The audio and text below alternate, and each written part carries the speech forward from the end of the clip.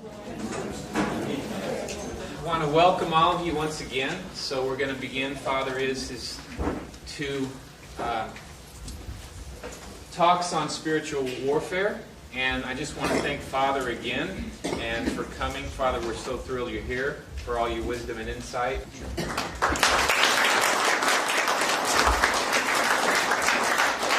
Should we pray?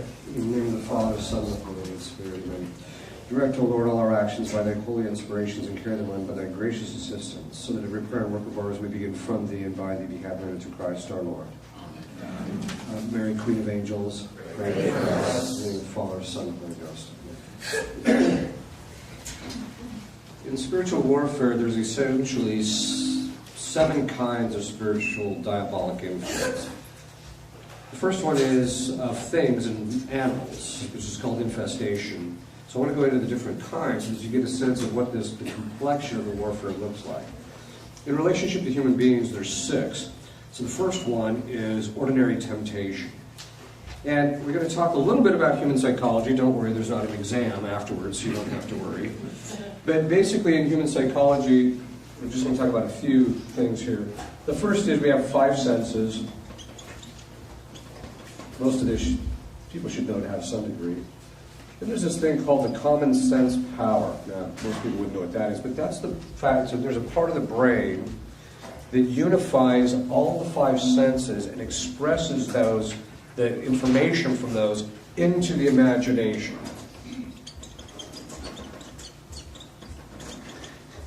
In the form of an image. At the same time, it puts it also in memory. And how do we know it does this? Well, you can be standing somewhere and somebody's baking an apple pie, and you're talking about some other thing, and you're not paying attention to the apple pie, and then later, it gets into your nostrils, you're not paying attention to it, so you don't really focus on it, but then later someone asks you, did you smell that? And you're like, yeah, I did. So, because that's one of the ways we know it. This is all done at the level of the brain here, basically, or this is all done on the material level. Okay. Then there's an immaterial level, which we'll talk about. But before we get to that, we have to talk about one other power. It's called the cogitative power. Now, the cogitative power, what it does is it looks at the image, and then it goes back into the memory and looks through the memory and gets the information that bears some semblance or connection to the image, and then it brings that information back in and merges it with the image. So, for example, your mother walks into the room, you see your mother. So then it's expressed into the image. You have the image of your mother in your imagination. The cogitative power goes back into the memory, gets the information, this is your mother. Then embraces it, moves it back in, and puts it in the image so that you actually recognize this is your mother. Now, the reason we know this all takes place at a material level is because of the fact that in Alzheimer's that process is blocked, so that someone will see somebody but they can't recognize them because it can't recall the stuff from memory in order for the person to be able to recognize them. Okay. The cogitative power does a couple of things. It makes these associations. So it takes what's in the imagination and it makes associations with what you've had experience with in the past and puts the two together. But it also does this thing of making an initial assessment about whether something is good or bad, not morally, but just kind of on a physical level. So, for example, the person will, you eat the chocolate. You're like, ooh, this is pretty good, right? And so you'll actually, the cogitative power makes an assessment that the chocolate is good. So the next time you see the chocolate, it's going back into the memory and realizes the pleasant experience you had with it, so it immediately assesses, hey, this is pretty good. This is why sometimes it's hard to keep your fingers off the chocolate. Okay. That ability to assess whether there's something that's kind of good or bad on a particular level, that's a perspective that we have on the thing. It's a perspective. It's not the thing itself, that's seeing that it's good or bad. It's a perspective that we have on it. Now that perspective, it puts on the image, that perspective is what moves your emotions. So that the emotions are moved by the image in your imagination and the particular perspective you have on the imagination. Now, how do we know it's the perspective that you have on that image that moves a particular emotion? Very simple.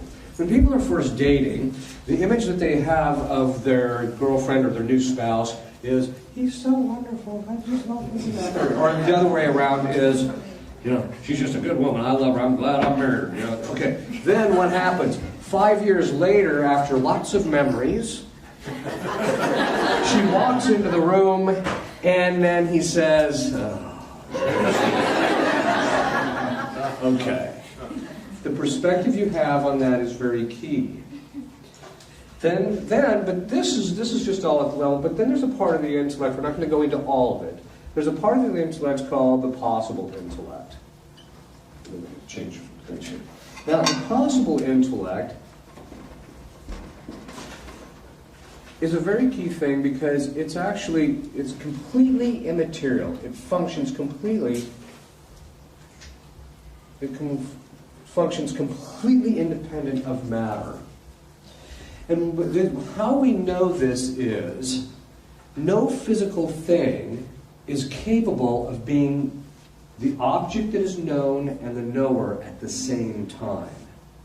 Self-awareness. Animals don't have self-awareness because they don't have this thing. This has the ability to self-reflect, to turn in upon itself. Physical things can't turn in upon themselves that way. The other thing is, too, is it's at this level that we actually grasp universal concepts. So what happens is once we have this image, and this all go through this process, there's a part of the intellect that abstracts that and presses it into the possible intellect so that we actually understand the concept. Then the possible intellect goes back and makes a judgment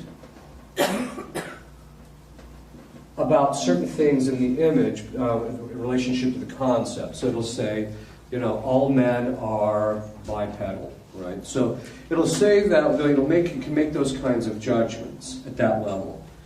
It can also make a judgment that a thing is good or bad on a moral level, and then that's when it's presented to the will, which is also immaterial. Okay. It presents this to the will, this is a good thing, the will then makes the choice, and then the will can also move the intellect, but it can also move the lower faculties. You can change with the image in your imagination, you can move your memory to remember certain things, you can move your arms, etc. Okay. Why is this so important? When Adam and Eve fell, when they ate the fruit, excuse me, when they ate the fruit, they sinned through their bodies. And as a result of eating the fruit, which is a sin through the body, what they ended up doing because they committed that sin through their bodies became subjects to diabolic influence. And because of the inheritance of original sin, our bodies are also subject to diabolic influence now. In other words, Satan tempted them through their bodies, because what happened? Eve sees the serpent talking. By the way, Adam committed the same sin. It's just we know how it plays itself out because it's in the Scripture it's recounted about Eve.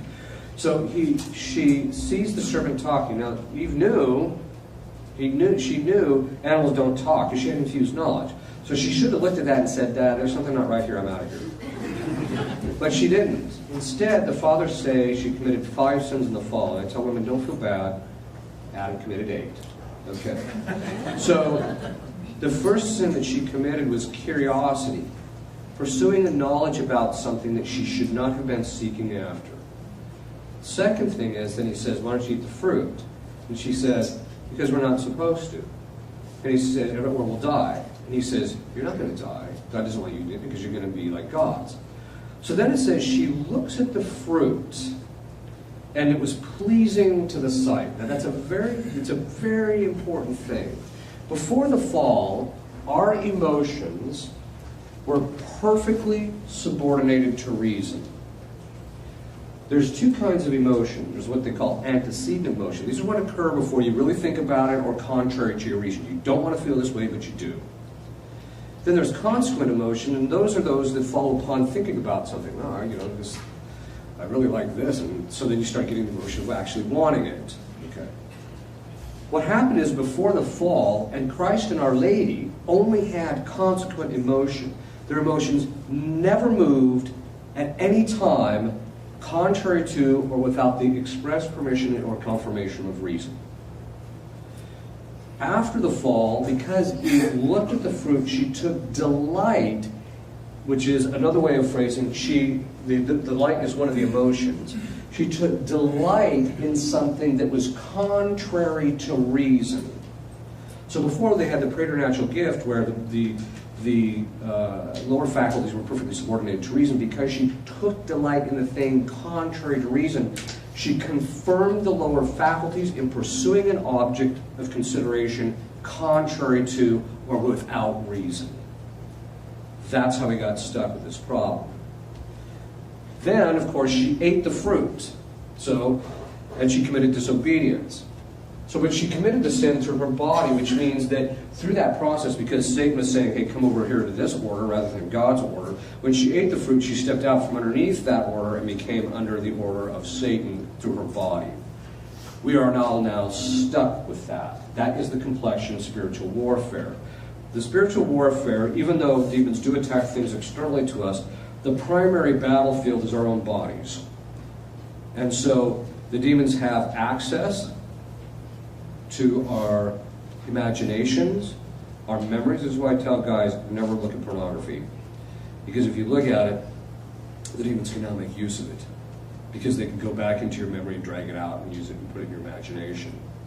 Demons can move our emotions. So let me give you an example of this. And they can move the cogitative power, imagination, okay, and memory. The wife decides she wants to give her husband breakfast in bed because she loves him. She wants to perform an act of charity, and it's his birthday.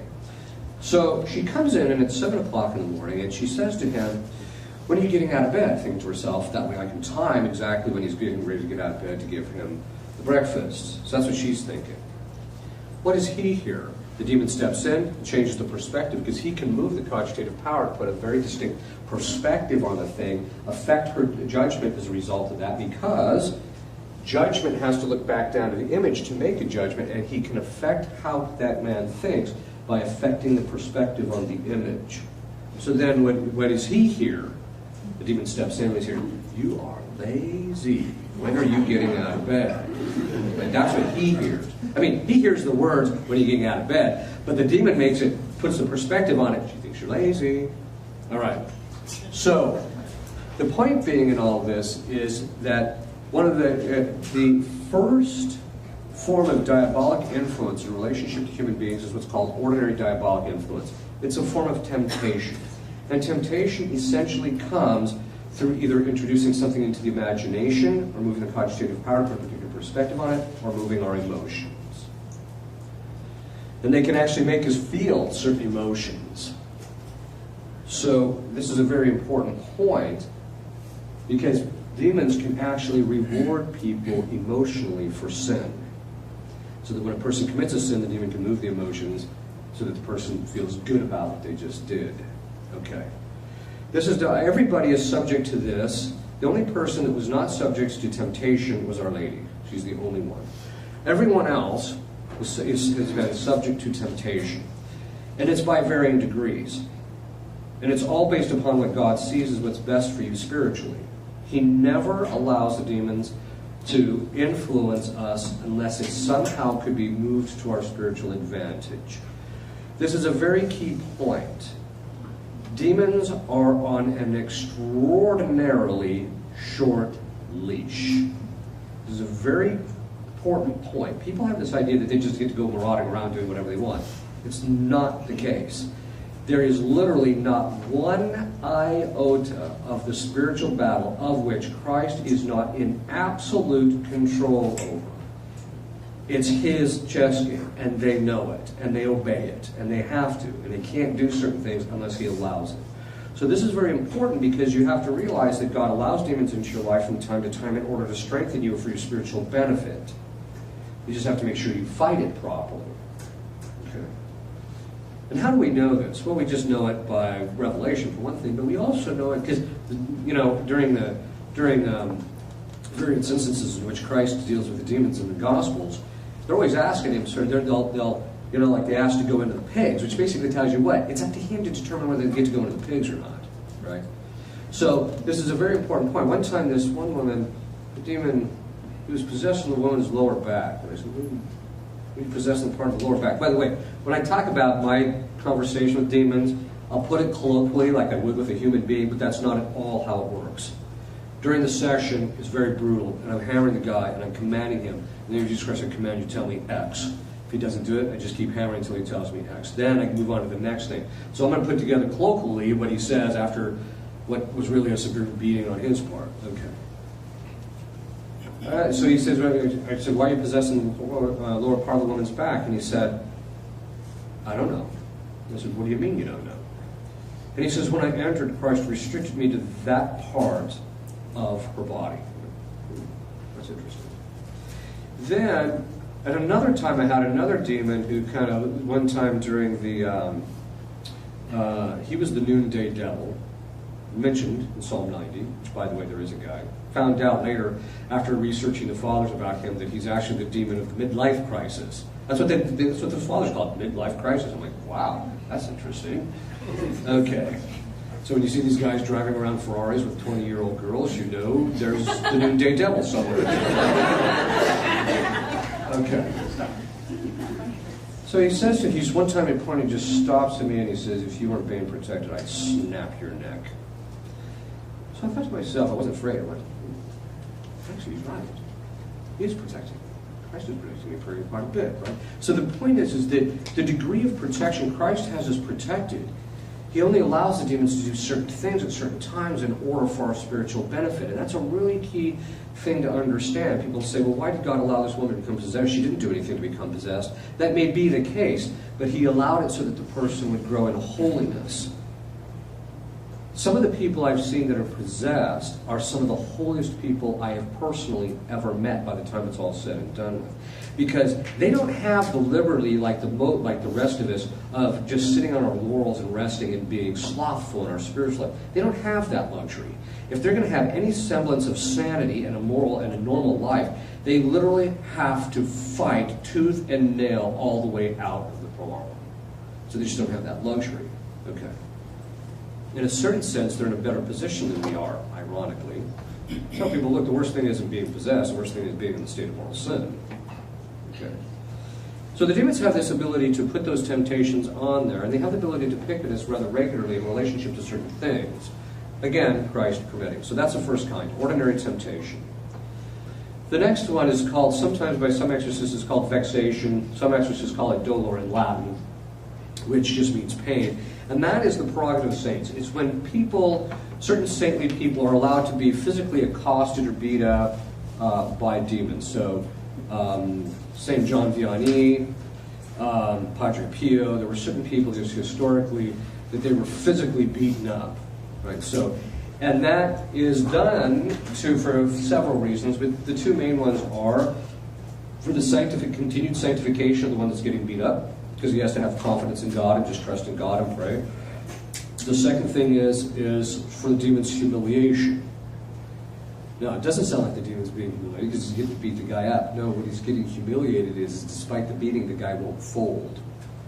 And so he gets humiliated when he has to go back to hell. Yeah, you tried, it didn't work, did it? Right? Okay. And demons are extraordinarily sensitive to how other demons perceive them. St. Thomas says that the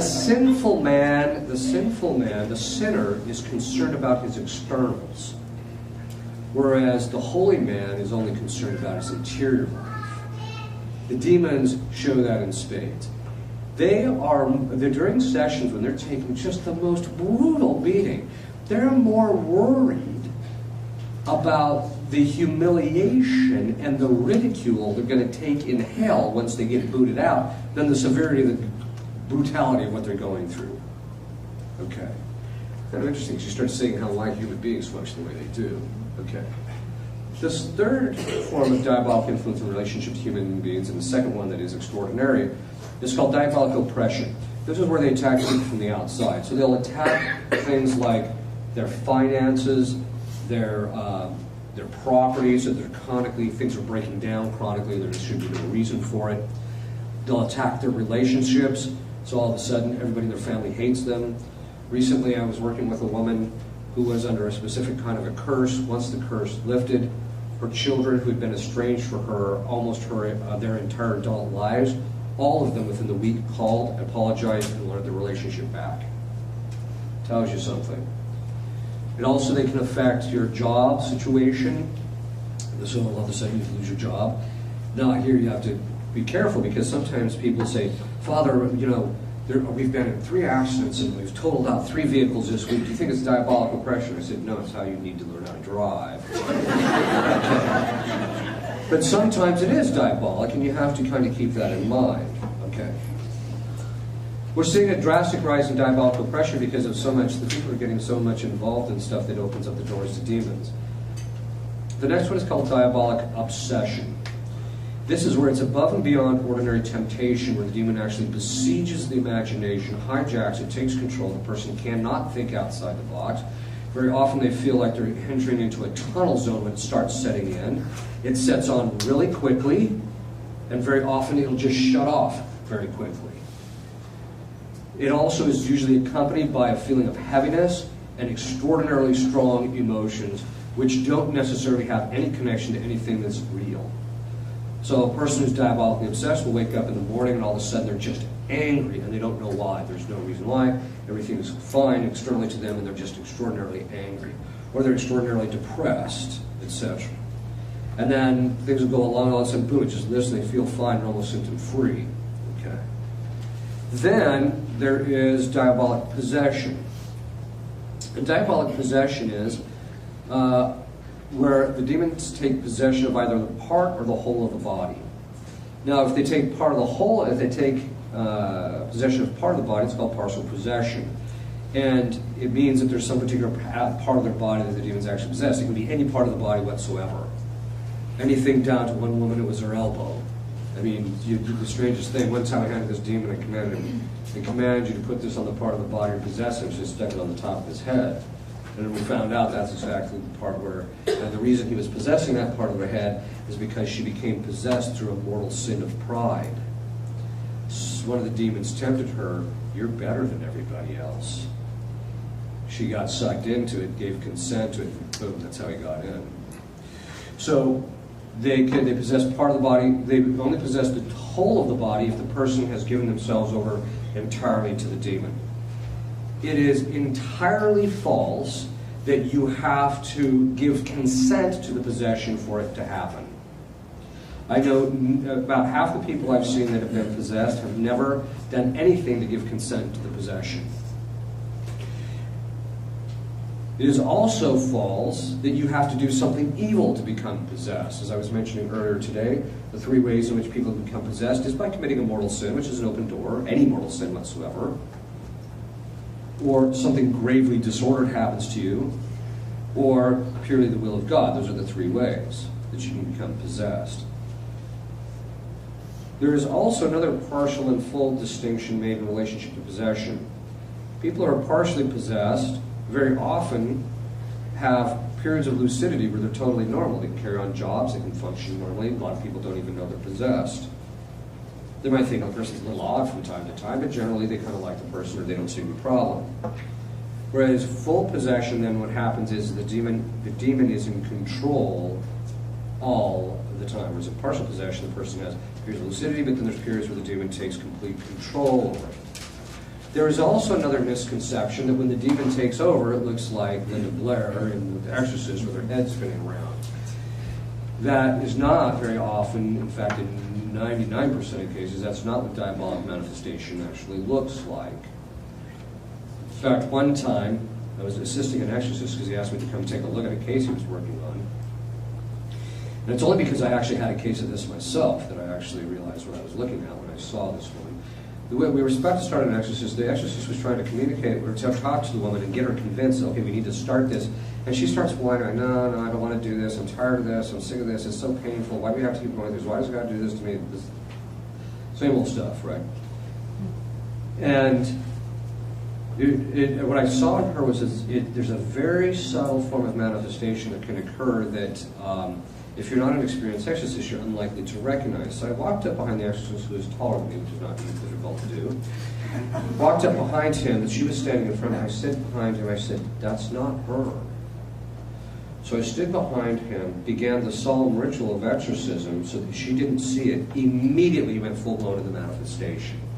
Later, her husband comes to me and says, "Do you mean to tell me all these years I wasn't talking to my wife?" I said, "Probably not." So this is something to kind of keep in mind. So sometimes people can be fully functioning, may not. I know a woman who suffers from manifestations rather chronically, and people don't even know that the demon's manifesting. I can look and say, "Oh, there he is." All right. There are 4 essential signs of possession. There's primary signs, there's ancillary signs, there's certain psychological patterns that are very distinct from diabolic patterns of behavior, and there's a way to actually distinguish the two, even independently of a full-blown psychological exam, or even independently of praying over the person. But sometimes you have to do it in order to give the full determination. But there are different, very distinct psychological patterns you'll see with someone who's mentally ill as opposed to someone who's diabolically influenced. Now, sometimes you get people who have a mixture of both. In fact, most people who are possessed, there's usually a bit of psychological trauma or damage has been incurred, so they're dealing with both of them. Okay. Those 4 signs are, the first one is an aversion to what is sacred. But I don't take that personally as an ironclad sign that a person is possessed. And the reason I don't take it is because you can have someone who has a psychological condition in which they have aversion to things that are sacred. So let me give you an example. Suppose you grew up and every time you're about to go to Mass, your mom beat you ruthlessly to get you into the car. Well, when someone suggested maybe you should go to Mass, this guy is going to go back in here. It may not remember the specific beatings, but it's going to think to yourself, "Oh, Mass is bad," because you're going to get beat. Okay. So the point is that you can have a psychological aversion, so it's not an ironclad one. However, people who are authentically possessed, every demon does have a hang-up with some things that are sacred. Now, I say that very formally. People have this misconception: if you're possessed, you wouldn't be able to receive communion. That's just nonsense. Because certain demons can tolerate some things and not others. They don't like them, they have an aversion to them, but they can tolerate them. So one demon I know of, you can give the woman the Eucharist, he might react a little bit, you give her the precious blood, and that guy just craters. Or other demons, they can tolerate the Eucharist, they can even tolerate the person going to confession. But the minute you throw a little bit of holy water on them, it's going bananas. Another one is exorcised bells. What most people don't realize is, the bells that they have in churches? Historically, those bells were actually exorcised so that every time the bell was rung, it would resound into the area and literally drive the demons out of the area. That's what they were for. So, I have this one demon, I call it manifestations on demand. Because all you have to do is, even if the woman doesn't even see you have the bell, you just have to ring a bell that's been exorcised. Ding! Boom! This guy immediately, out he comes. Right? She calls it Jack in the Box. Okay. So, the point is that they have some demons have tolerations to some things and some to others. And one of the things you have to do as an exorcist is find out where their weakness is in relationship to very specific sacred things, and then you just make them deal with it all the time, so that it weakens them. Okay. So, all demons have an aversion to something sacred, but not all things that are sacred. The next one is speaking languages they've never known. The person has never studied, they've never had access to, etc. So, for example, one case that I had, a man who spoke a form of Phoenician. We figured it was a form of Phoenician, because when I heard it, I don't even know what this language is. So I wrote it down phonetically, and then later it was determined, we think, that it was a form of Phoenician that had been defunct for 3,500 years. This guy didn't even finish high school.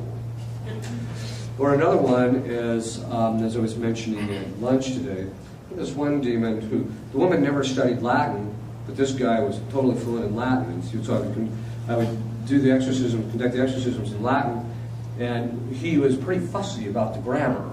So if I used the dative case when the ablative was required, or when the accusative was required, he would just ignore me like, I don't have to deal with this.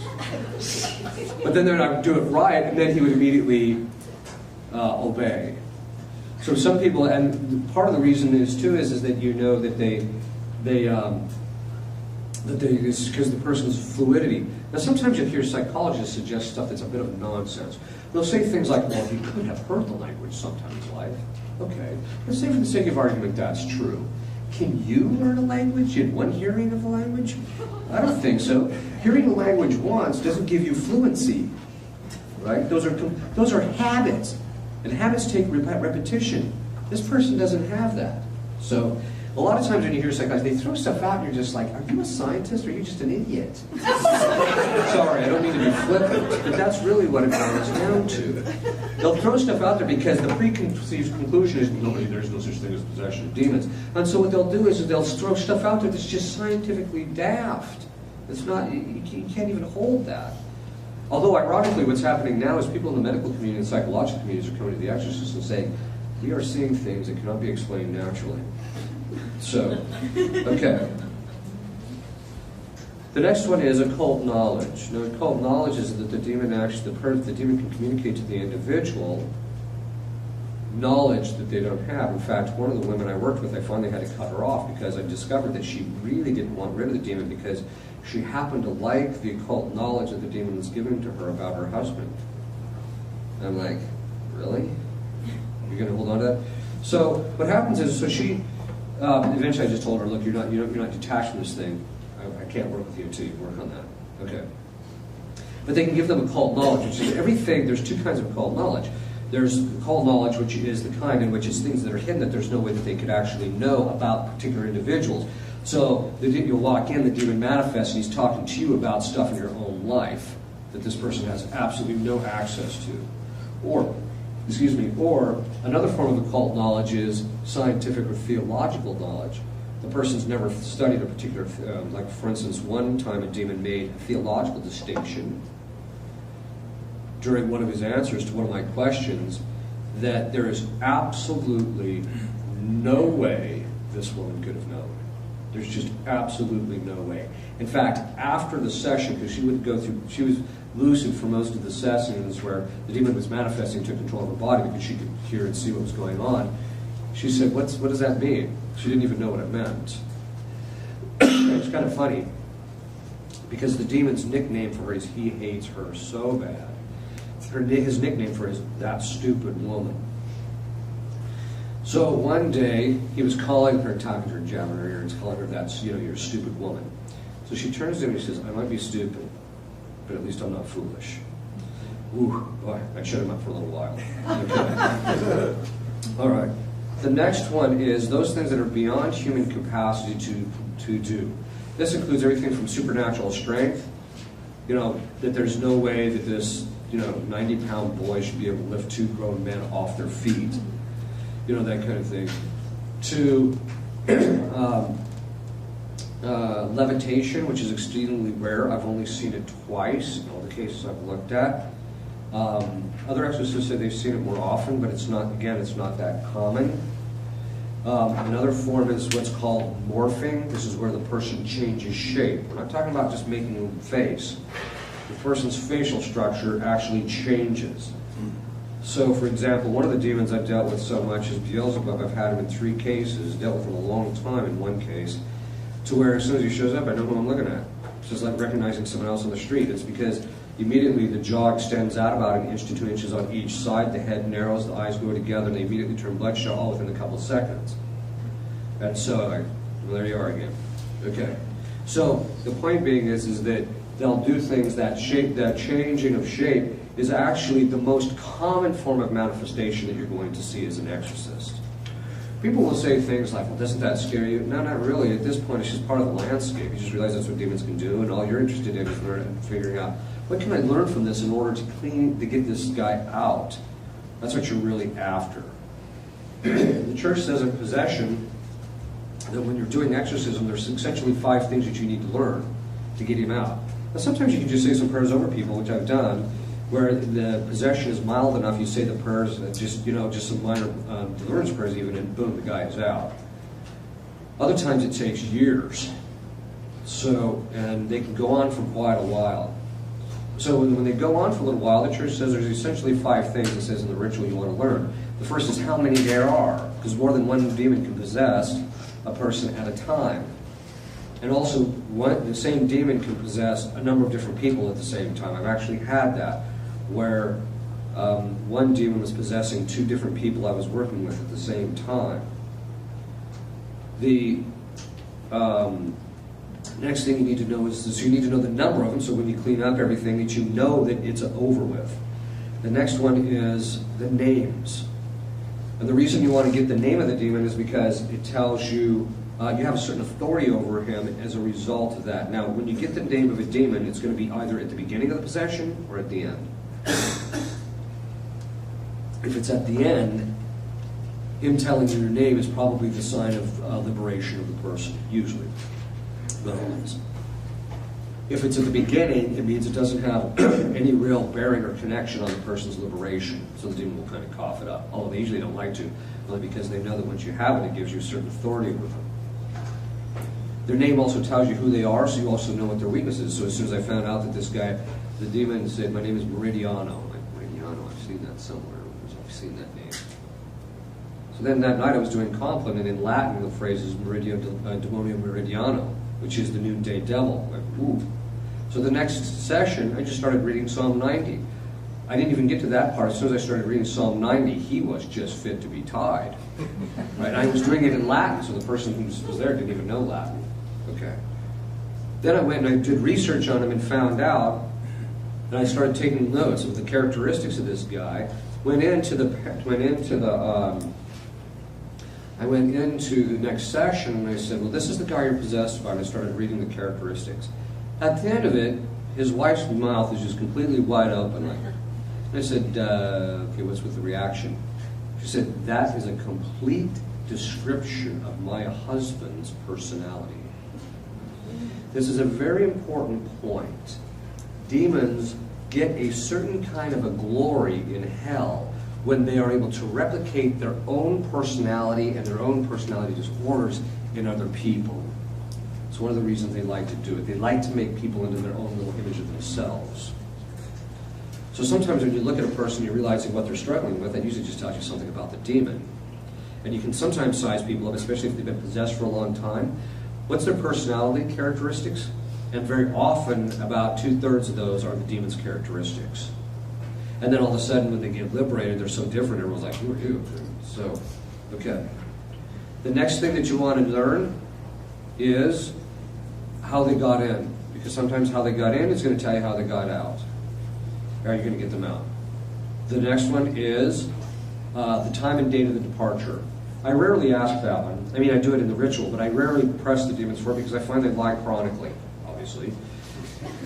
They lie about that one particularly, and the reason they like to do that is because for them it's all a psychological game.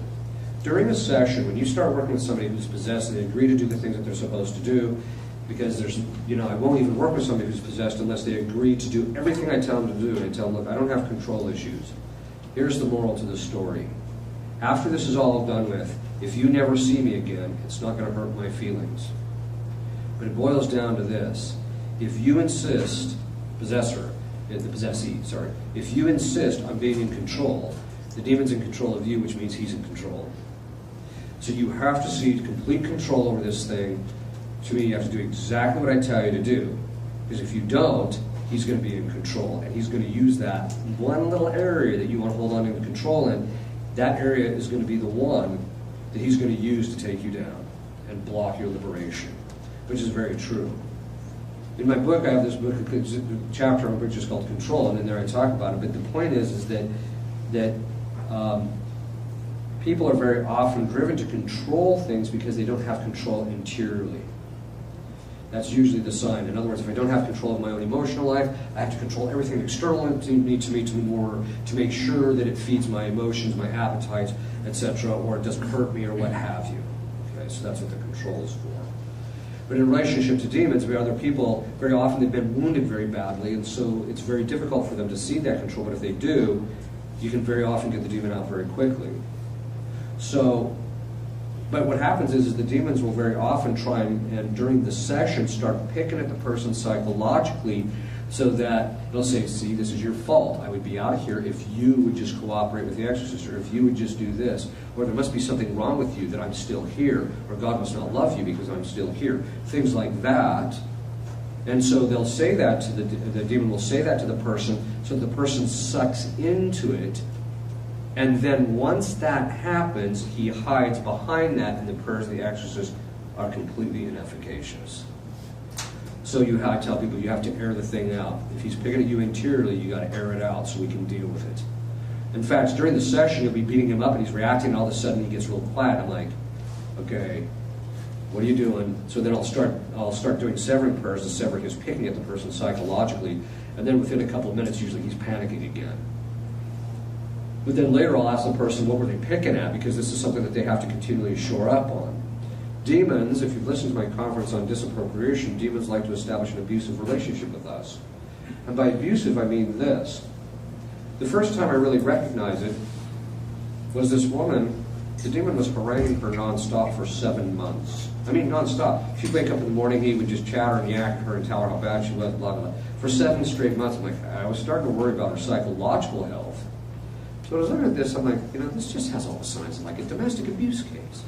So I said to her, I said, well, because the abuser, what he does is he says bad things to the abused in order to get the abused to be subject to him so that he has control over them. And he tries to hurt the person and get them to appropriate the abuse so that not only do they feel bad interiorly, but they feel bad that they have to listen to him too. So now it's on 2 fronts that they have to fight the battle. So I said to her, I said, okay, this is what I want you to do. Now, in every domestic abuse case, you never address the abuse. Never. Because the minute you address the abuse, you have already accepted the fact that the abuse is a legitimate topic of discussion. So when a husband comes in and he says, you're fat, you're ugly, you're not taking care of the house right, why are the kids not cleaned up, why is it blah, da, da, da, da, da, you never say, no, I'm not fat. No, you never do that, because you've already conceded that your weight is a topic of discussion. What you do is you say, if you have a problem with that, that's your problem, not mine. So I said to her, this is what I want you to do. Every time he says something, I want you to turn to him and says, if you have a problem with that, that's your problem, not mine. He just shut up for like a day and a half. I'm like, ooh, that was pretty good. So then he started it up again, and then she would just beat him up and do that. And so what I began to realize is that the stuff he was haranguing her about was his own hang-ups, his own problems, that he was trying to misery, love company type of thing, but also wound other people so that he doesn't feel so bad about his own woundedness, his own dysfunction and disorder. So then the next week, I said to her, okay, I said, this is what I want you to do. I want you to go down and list every single moral, psychological, and spiritual problem you think you have, and I want you to unload it on this guy. But she did. She came back a week later, and you could tell there was quite a bit of a difference. And she said, once I did that, what I discovered is that about 80% of what I thought I had problems with was just him picking at me. Over here. It's all this. Consistently. Once I got rid of it, disappropriated it, he stopped completing that area, and I found out I didn't have a problem in this area. I just didn't have a problem. So then she said, but there was a couple of other things that I realized, well, I got him out of my hair on these things, but I still have inclinations that, so I think those are my honest defects, and so I've got to work on those. So she started working on those, and she was actually able, the first time in her life, advance in virtue in those areas that she had been blocked by in the demon's relationship to that. The 5th thing that you need to know is the time and date of the departure. How am I going to know you're gone? What's the sign that's going to show to me that you're actually gone? And it can be everything from nothing happens when you pray over them, all the way to, the lights will blow out, or, a variety of different things. Just be a whole different thing. Or the person will see light, you'll hear a trumpet sound, or something like that. That's going to be the sign. Okay. There are 6 stages of liberation and possession. By the way, the last kind of diabolic influence is called subjugation. That's where a person makes a pact with the devil. People who are perfectly possessed, that is fully possessed, they have made a pact with the devil. And by the time they get to that point, the possession is so perfect, it is impossible to distinguish the person from the demon as far as the personality goes when you're dealing with them. Okay. There's 6 stages of liberation. The first is the discovery phase. This is the time when you realize, okay, there's probably something here that's a little bit more than just, the person's a little psychologically off. So, for example, One time a psychologist sent a woman to me, and she said, I think this person's possessed.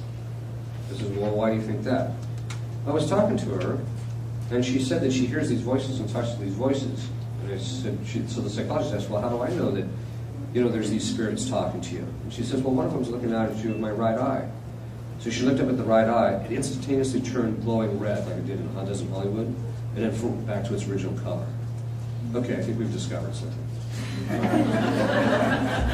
The point is that there's usually some type of preternatural manifestations. And in demons, there's two kinds of demons. There's open and closed. Open demons are the ones that the minute you walk in, they're in your face, and it's full-blown, and it's game on from the very beginning, and they don't hide. But then there's closed spirits, which tend to hide. And the general principle is with demons is that hiding is better because it's harder to discover the person. But demons are showmen. They really have an issue of, looking good in front of the guy, their buddies down in hell. So what they do is they'll show themselves from time to time in manifesting through the individual at certain times. So the person will seem normal, then all of a sudden they're just out of their mind, and then they seem normal again, and then they're just out of their minds. Dr. Jekyll and Mr. Hyde. Okay. So those kinds of things will happen. So the first is the discovery phase. The second phase is what's called the obfuscation phase. People have figured out there's probably something there, but the demon tries to obfuscate or make it confusing or confuse the exorcist or the person or the people around them that, no, my problem is just psychological. No, I just need on a different medication. No, I need this. If this just wasn't in my life, I'd be okay. Things like that. During that time, once the discovery, they bring them to you during that obfuscation phase, you're doing extensive interviews, I'm talking to them about to establish what are the patterns in the person's life to see if it's actually diabolic. So then, you start praying over them at that time, and it's usually during that time that the demon will manifest itself, like changing shape or what have you. So there'll be this manifestation. Once the demon manifests in a clearly preternatural way, then you know the demon is there. And he knows once that happens, there's no point in hiding anymore. The only time he'll hide is when he's trying to avoid his beating, not because he doesn't think he's trying to obfuscate anymore. So then you enter into stage 3, which constitutes the bulk of the battle. That's when you're doing a lot of exorcisms, you're beating the demons up, and it's called the battle phase because it's the phase in which you're basically slowly conquering the demon through the battle. So that by the time you get to end of stage 3, you have almost complete control over the guy. During that phase, the exorcist is often attacked, not physically, although once in a while that happens, but it's usually pretty minor. But you have to be careful, you have to be cautious, because sometimes they can do things in a way that will actually cause you physical harm or other people physical harm, but there's ways to kind of clamp down on that. But they'll usually attack the exorcist or one of the assistants interiorly, where the person experiences the same thing that the person who's possessed has experienced. And demons, generally speaking, do not like to attack an experienced exorcist. And that's because, again, of the principle, the cause is always some way in the effect. Every time the demon attacks the exorcist, he reveals something about himself in that attack. And so an experienced exorcist, as soon as he's attacked, will immediately recognize some aspect of the demon that he can now clamp down on or affect. And so that's why demons don't like to do that. Christ still makes them do it. They're put in the boxing ring. They have no choice in the matter. Christ threw them in the boxing ring, and now the exorcist steps into the boxing ring. One of the common misperceptions is that the exorcist is really scared when he steps into the boxing ring. It's the opposite. Well, for most exorcists, once you've done it for a little while, it's a grind. It's like, okay, time for the session. You go in, you do the session, and you leave, and you go back to a place and you have a nice scotch or something. But the point is that it's not the exorcist who scares, it's the demon who's scared, because he knows he's stepping into the ring with. Now, the exorcist on the lower order of nature is much lower than the angel. The problem is, so the exorcist is stepping into a ring with a guy who's bigger than him, right? It's like a 120-pound guy stepping into a boxing ring with a guy that's 250. The difficulty is that standing behind the exorcist is this 500-pound gorilla named Christ, who's about to beat the demon to a pulp. And so when the demon sees the exorcist stepping into the ring, he sees Christ stepping in, and he knows he's about to get brutalized. And he knows it's going to be ugly. He knows he's going to be humiliated. He knows he's going to be tortured. He knows that in the end it's just going to be to his detriment. So he's the one that's scared. Now, they might act bold or act like they're not scared, but you scratch a little bit and you can tell they're scared. Okay. So during stage 3, you're fighting the demon, you're getting basic control of it, you're getting certain information out of him. Stage 4 is, by the time you get into stage 3, he starts losing control over the situation, and so it moves to what stage 4 is called the external phase, which is where things start moving around outside. So if you saw the movie Annalise Michel, there comes a certain stage where the exorcist has gotten to the point where he's able to get the names out of the demon, so he's losing a certain amount of control, and all of a sudden stuff just starts moving around, right? Now, people say, does that really happen? Yeah, but extraordinarily rarely. Usually you go straight from stage 3 to 5. You don't see those external phases that commonly. And my personal experience is the only time you see it ramping up in stage 4 where that stuff starts to happen is because you've already seen those external factors already happening before. So for example, one woman I worked with, she had a demon of destruction, and every time you would pray over here, something got destroyed.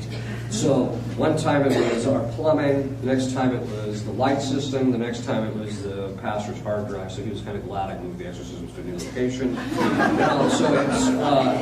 So there's certain that he would just cause destruction. Okay.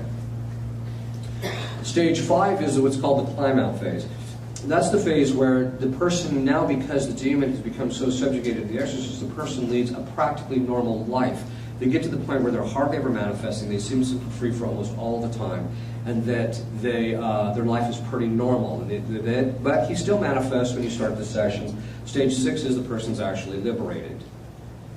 During all those stages, all the way until the actual liberation, the person who's possessed will also suffer from horrible diabolic obsession, where he's constantly picking at the person interiorly, driving their emotions where they don't have any emotional control. And not always, but in most cases, they also have diabolic oppression, where they're trying to destroy the person's exterior life, and that's to gain more traction in the individual, because the individual finds their life difficult, and so it's easy to get depressed or emotionally upset about certain things, and so that's how they get their traction in relationship to the person. Okay. There's a few things that I think, some misconceptions that we need to kind of clear up. Like I said, most people tend to think that it's the Linda Blair thing in Hollywood. But people say it's what goes on in Hollywood, what you see in cases. Yeah, I've seen everything that you've seen in Hollywood. But it's only rarely do you see those things. And no, you don't see the same things all at the same time. Now, you'll see morphing and levitation together, but rarely do you see stage 5 or 4 with all the stuff moving around with levitation. So there's certain things that kind of go together, certain things that don't. So you're not, Hollywood puts it all together to give the dramatic effect. And usually it's a bit of a grind. Usually you step in, you do the exorcisms, the demon manifest, you beat him up for a while, then you get it to calm down, and then you go, and then the person comes back the next day, and you do it all over again. What we've discovered is that demons have a very distinct psychology. Since I've written 3 books in psychology, ever since I've been an exorcist, which has been 10 years now, I've been paying very close attention to how demons function psychologically, so that it's easier to distinguish between a diabolic personality and a human personality. But one of the characteristics of a diabolic personality that's different from human beings is that with human beings, if you beat a person non-stop for 2 days, what they will do is they will lose their marbles. They'll go crazy. That's what happens. Demons cannot go crazy because there are no parts to their intellect. So they can't go crazy. Instead, what happens is they start shutting down when they've reached their threshold. They literally get to the point where the pain is so excessive in what the will is experiencing in their intellect that the will becomes incapable of movement. That's what happens. But before then, they go through a stage, so you first start being up to pretty result, they can fight and not have to think about stuff. They try not to think about stuff, because really what happens is in possession is, even though you're battling for the body of the person, the battlefield has now shifted to the mind of the demon. That's where the battle's taking place. You force him to listen to the ritual. You say the ritual over him. You force him to think of certain things. You force him to say prayers at times. You force him to reverence things. You force him to do these things. So the battle is in his mind now. You transpose it to the battle being in his mind. So during that battle, what ends up happening is that Demons are like human beings. They have a certain threshold. You know, I don't know if you've ever said, not that I would ever recommend you watch the show Family Guy, but there's that one scene where the kid sits there, Mom, Mommy, Dad, Mommy, Dad, Mom, you know, and she just does it over and over and over and over. And the mom's like, finally the mom just loses it. Why? You know, oh, he runs out, right? So the thing is that what happens is that most people kind of lose their, human beings will lose their marbles. That's not what happens with demons. What happens is, as you start getting to them, their ability to withhold the information begins to break down. They start to weaken. So we found that if you do 2 sessions a day, back to back, if the person's possessed, the demon's threshold is about a 2 to 3 day period. And once you get into that 3rd day, most demons are weak enough to where you can start getting information out of it. This is one of the reasons, as an exorcist, we meet with people once a week. Because if you only meet with them once a week, what happens is the demon very often recoups, and that's why a lot of these exorcists are having possession cases that are going on for years. We found if you do it with high intensity for like 4 to 5 days in a whack, where you're at the demon for 2 sessions that last for anywhere from 1.5 hours to 2.5 hours apiece, and you're doing it day after day after day, at a certain point he just starts breaking down. And we found that a lot of people can be liberated in the 4th or 5th day, or you get significant enough information so that in the next time or the time after that, they're liberated. So that in point of fact, it's only like a 2-month thing, maybe, rather than it be dragging out for quite a long period of time. Demons have certain kinds of principles, too. They're very principled. They're very principled. One of their principles is anything but God. This is one of the things I tell people who are, that one of the forms of diabolic obsession that you'll see from time to time is scrupulosity. So I tell people 2 things about the about the relationship with scrupulosity. It's one that it can be, it's not always, like for instance, Teresa of Avila had scrupulosity from a diabolic cause. It was a form of diabolic obsession. And so what I'll tell a person is look, you're spending too much time thinking about your sin or thinking about your past or things like that, and so the demon is getting what he wants. You think that you're doing a spiritually good thing by trying to figure this thing out, but he's thinking to himself as he's driving it, he's not thinking about God. So I tell people, look, you're just not that important. Quit thinking about yourself. You're not that important. You just think about God. You just keep your mind on God and don't worry about it. It'll solve itself. Okay. Another diabolic principle is anything but moderation. So you get people, or the demons will drive people to go to one extreme or the other. So they'll either abuse alcohol or they'll refuse to have any of it whatsoever. And I can understand if people have, you know, some type of physiological difficulty or what have you with alcohol or something, or they just don't care for it, that's fine.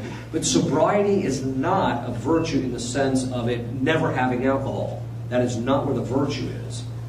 The virtue is being able to have the object and being controlled in relationship with lower faculties in relationship with the thing. But it's also true about other things. So demons are constantly trying to drive people to one extreme or to the other.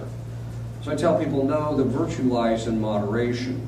But what that tells you, too, is that demons want to steal your normalcy of life. They don't want you to have a normal life because they envy you.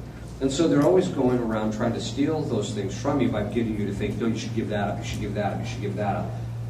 Okay, first of all, it's true that you should be detached from every created good so you can be attached to God alone. It doesn't mean, though, that you shouldn't, because God gets a certain glory when you enjoy the things of this life. And so there's a certain segment of the traditionalist population that tends to think that, you know, I have to give up all pleasure. Pleasure is evil. I have to get away from all this stuff. If I enjoy any of this, it's bad. Well, I tell people, okay, look, I tend to be a Teresian in this sense. St. Therese, one time, was sitting in the convent eating this cake, and she was really enjoying the cake. And one of the nuns said to her, well, if you were a saint, you wouldn't be enjoying that cake. So St. Therese looks over and says, I'm offering it to God. She's not keeping the enjoyment for herself. She's enjoying it for God's sake. So I tell people, this is why I drink scotch and smoke cigars. Anyway, the point being is that anything but moderation. The other thing is, too, is that they have a very distinct modus operandi. There's 2 things you have to keep in mind. The first is that the nature of the demon is rarely shown to you. he will almost always drive you in an area of your life that is not connected to his nature. So, for example, one of the common things that you will see is, it's a very common thing. Guys will come to me into the confession, they say, Father, I have done every possible thing I possibly can to stop violating the sixth commandment, and I keep falling. So I'll just ask them, do you have a problem with one of three things? Fear, depression, or despair? 99% of the time they'll say, yeah, I have a problem with fear, or yeah, I have a problem with despair or depression. And so what you say is, that's the guy you're dealing with. Not the demon of impurity, although sometimes that can be the case too. But demons of impurity are not that common.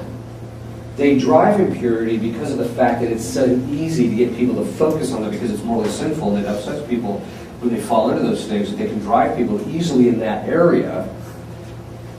And so as a result, the person spends all their time trying to deal with this when they're standing over from here lobbing the bombs. Right? You have to find out what that actually is and what the true nature is. This is one of the reasons why I recommend people, if you're struggling with a particular defect, ask Our Lady of Sorrows to reveal to me, what am I dealing with? What's the demon I'm dealing with? What is the predominant defect that I'm dealing with? And very often it will be revealed to you something that's entirely different than what you had thought. Because we're very blind in relationship to those things. So there's the fact that the demon that you're actually dealing with is not always the guy that shows himself. You have to keep that in mind. The other thing is too is that demons are very hidden in people's lives. Most of the time, there's a general principle. People say, am I possessed now that this woman did this voodoo over me? And I just ask them, well, did you feel any different afterwards? No, then there's probably nothing there. That's a general rule. It's a general principle.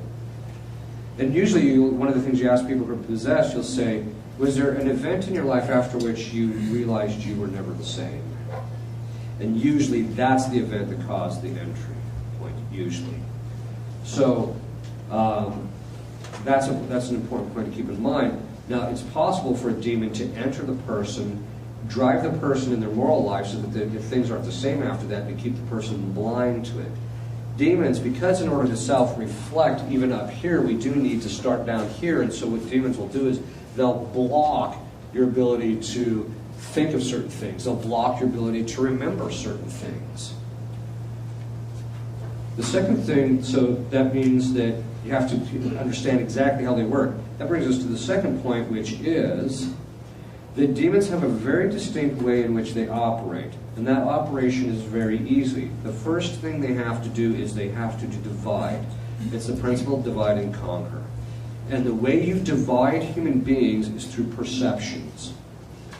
You get people to get a perception in relationship to their spouse or people in their family or what have you, that perception that will automatically perceive the person as trying to hurt them or injure them or what have you. And so that's the first thing they try to do, is divide the people through perception so that they divide them interiorly. This is one of the reasons why St. Ignatius said that whenever you're suffering from a diabolic problem, you have to air it out. Because once you air it out, that division that the demon is causing ceases to exist, and he loses his power in the process. The second thing is that demons want to make you feel the way they feel. They will give you the emotions that they have. And one of those things is self-loathing, which is contrary to charity. Self-hatred is also contrary to charity. But also kind of a feeling of unworthiness or what have you. That's another thing that they tend to drive. The other thing is that most people have been wounded in their lives, not necessarily severely, but by bits and pieces, and the demons can use those wounds against people. In fact, I have seen demons in people who are in the lives of people who are possessed, drive the externals in that person's life to harm that individual so that the demon will have more control over her or him. An example of this is, we talk about generational spirits, because there are generational spirits that pass from generation to generation. I once saw a generational spirit in a family where every single woman in the generational line for 4 generations had been raped. And I'm like, ooh, that's a pretty stout little guy you got in your family here. So we found out what he was, and then we were able to clean it up. The point is that the things that happen to us that wound us, the demons can make use of those wounds. Now there's 2 types of wounds. There's wounds where people hurt themselves by their own sin, and then there's wounds where people get hurt by other people. Now a wound is, St. Thomas says that a wound is basically like he says it's like a knife. If you take a knife and you stick it into something, right, it penetrates and it causes damage. So there's various characteristics of a wound. It causes pain, causes damage, requires a healing process. There has to be certain things that have to happen. But then he says when that first happens, you have a choice to make. And this is true even about our own sinfulness. You know, because you talk to most adults and they're like, this is the one sin in my life that I really can't get over, or that I really feel bad about. So you have one of 2 choices. You can either do what's called contraction. That's where you grab the knife and you hold on to it so it doesn't cause any damage. And basically what this means in the context of psychology is that when somebody hurts you, you hold on to the injustice that they have committed against you in some way. And the reason you're holding on to it, very often the reason people hold on to it is because, well, if I let loose of it, he's going to get off the hook. No, he's not. It's something called the final judgment. All the punishment you can put that person through pales in comparison to what I've seen God put demons through, so don't worry about it. The second side of it is that if you don't let loose of it, so you got to let loose of it, so there's that, so they hold on to it. But there's certain people that I call injustice collectors. They go around collecting injustice because it's a way of having something over other people. Okay. And very often those are diagnosed in psychology as borderline personality disorder. So whenever someone comes in, I was diagnosed with borderline personality disorder, I'm like, ooh. Because those people are virtually never liberated from possession. In fact, I've never seen one. But that being the case, in other words, because they hold on to the injustices that keep happening to them, they never get liberated because the demons are driving them to hold on to those injustices. Because the demons brood, they hold on to all the things that they perceive as injustices themselves. The second part of it is, though, is that the other option is you can let loose of the knife. You can forgive the person. Forgiving is letting loose of the debt in relationship to the justice that they owe to you to treat you properly. You can let loose of that and say, okay, look, I'm just going to let loose of it.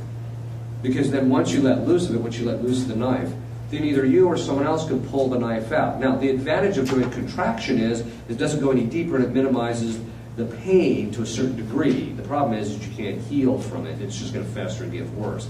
And the knife is still cutting, just slowly and less painfully. Whereas if you pull it out, it's brutal when you first pull it out, but in the end, the person ends up doing what? Then they can start to heal from that process. It's very painful, but then they can heal from the process. This is true in relationship to the injustices that people committed against you. I have had cases of possession where you're doing sessions, and then you go into a session, and all of a sudden, all your prayers don't have any impact whatsoever. So then you stop, you sit down, and you ask the person, okay, what gives? And inevitably, it's something like, I cannot forgive my mother for those things she did when I was young. Okay, there you go. That's what the demon's holding on to. He's driving that unforgiveness. Everybody in heaven has forgiven everybody that hurt them. Everybody in hell does not forgive those people, does not forgive others. That's just the nature of the beast. Okay, now, in relationship to ourselves, one of the things that demons hold on to is the lack of forgiveness to ourselves for the evils that we have committed. And people say, well, if I forgive myself, I'm letting myself off the hook. No, you're not. It basically boils down to this. The definition of love is willing the good of another. Charity is the virtue by which you will the good of another. If you're going to love yourself for the sake of charity, which we are regarded to according to divine precept, then you're going to have to will what's good for you. So that means you're going to want your own healing. You're going to want to forgive yourself. You're going to want, because part of St. Thomas categorizes mercy, even though it's a part of justice, he also categorizes it under charity. So that if you have a real charity for somebody, you want them to be under your mercy. So you want to forgive them. The demons can't forgive themselves because their sin is irretractable. the top dog has admitted to me that the reason that he is the most vicious and the most vile and the most angry and the most hating of all of God's creatures is because he is the most wounded from his own sin. That tells you something. That if we don't let loose of our sin, we let loose of it. So people, and usually I tell people, it's pride. Not letting loose of this is pride. Because people have this idea, especially traditionalists, that I just have to do everything I possibly can to render myself in a state of perfection so that God will love me. No, that's not how this works. First of all, perfection is beyond human capacities. You can't do it anyway. You can't fully root out your imperfection. There comes a certain point in the spiritual life where you just have to cede complete control over to Christ and just cooperate with what he does. Maintaining control over your own interior life, you will never be a saint. It's just that simple. Okay? So, but it also means that very often what happens is with traditionalists is they have a hard time forgiving themselves because they can't bear the pain of recognizing that they stoop to something so lowly. Okay, well that's just a matter of basic humility. Sometimes I'll even ask them, did Christ forgive? Did you go to confession? Yes. So God forgive you? Yes. But you won't forgive yourself? No. Then you're standing in place of God. You're usurping his authority. Because you're telling him that his judgment is not enough. It's not right. And so you have to stop it. And why am I going into this?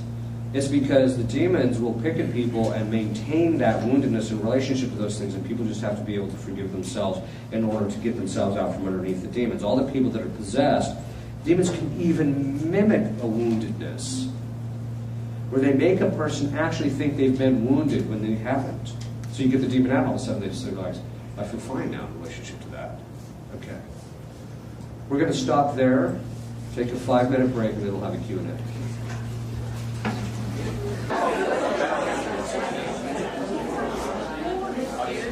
No, all right.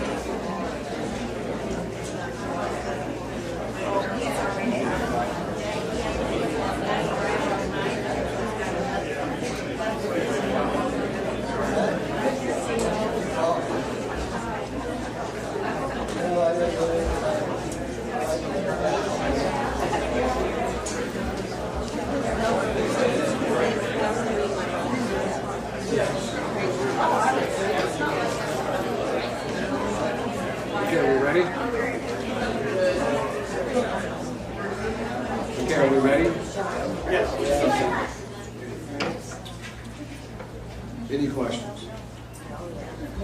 Yes. Two things come to mind. One, in analyzing what you said as a totality there, I got the feeling that everything, the devil is around for each one of us. And that the second question, more or less, is in my own life, I have found it very hard, and I find it hard in this diocese especially, to find any spiritual direction, you know. A spiritual director is a special gift from God, I think, you know. Yeah, it is. That's so. Yeah, finding a good director is very difficult. I always tell people to find one, go to confession to various priests, and whichever one, not hopping from priest to priest, but try different priests out and what advice they give you in confession is generally the kind of advice you're going to get in spiritual direction, which in my experience means there's very few of them. They're good at it. What about the devil part there? Is this, you get the impression that everything you said, he's not talking about something over there that happened, these people. This is happening to us. Yes, it is. Yeah. Ordinary temptation is happening to all of us. There's some people who are diabolically obsessed and they don't even know it. So, but we're all suffering from diabolic obsession. By the way, the five of the six, ordinary diabolic temptation, and that is what everybody suffers, and it's ordinary, which means it's common every day. Whereas the other five are considered extraordinary. And they're extraordinary in two ways. One, they're above and beyond what's ordinary, but it's also extraordinary in the sense of it being rare. Everybody is tempted, not everybody is diabolically obsessed. So, yes. So every now and then I'll meet someone who will tell me that they suffer from panic attacks, and I'm finding it to be more and more common. I'm hearing more about people who have these, and they're also talking about how they're diagnosed with depression or anxiety. Is there any direct correlation between or diabolic obsession, yes. Let me just first preface it by saying this. Every form of mental illness and every form of medical illness can either be caused or mimicked by demons. That does not mean that every person who has psychological problems or medical problems, that it's from a diabolic cause. Some people think the problem is just natural. So, let me give you an example. There was a guy who came to me who was hearing voices and he thought maybe he was possessed.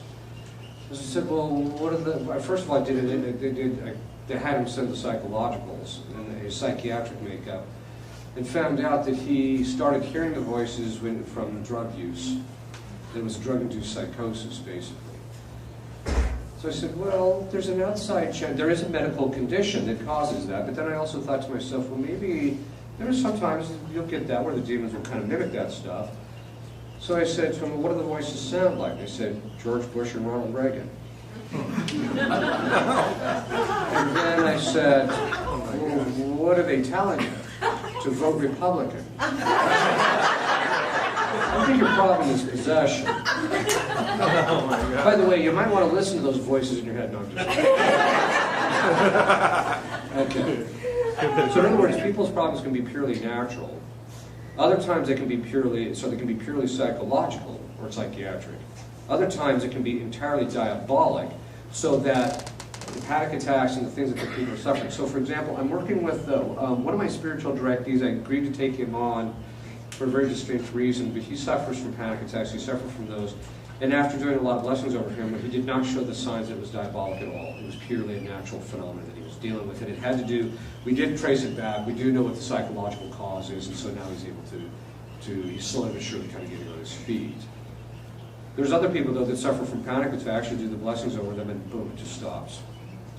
So you have to do that. Now, a lot of people, sometimes it's mixed. Sometimes people, because of the diabolic obsession, they've obsessed for so long, they've now developed psychological problems by the habituation of their own minds. So then people say, well, how can you really distinguish one from the other?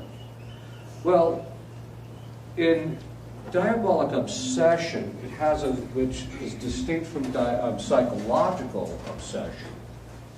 Psychological obsession is a habit of the mind, where the person's in the habit of thinking something. So, or let's take an example of PTSD, post-traumatic stress syndrome. What that is that cogitative power that has that power of making association, it becomes hypervigilant in constantly making associations in relationship to a specific set of criteria. So guys go off to war, they're constantly being vigilant, watching for the bombs and watching for their buddies and watching it, so that when they come off of that, it's in the habit of mind, and so there's this, and the stress is watching for the danger. So that once they come off of that, that cogitative power is still in the habit. Right? So it's a psychological thing. There is a form of PTSD that is entirely diabolic. I only discovered this when I was a pastor. Numerous guys in my parish had gone off to the Afghan war, and when they came back, they were all suffering from the exact same thing. And one of the guys started telling me about his dreaming pattern. So I said, that does kind of sound like it's diabolic. I didn't tell him that. I said, why don't you come in and we'll do this blessing. So I did a minor exorcism over him twice, and the PTSD was completely gone. And he didn't do anything. No therapy, no nothing. So what you'll see is when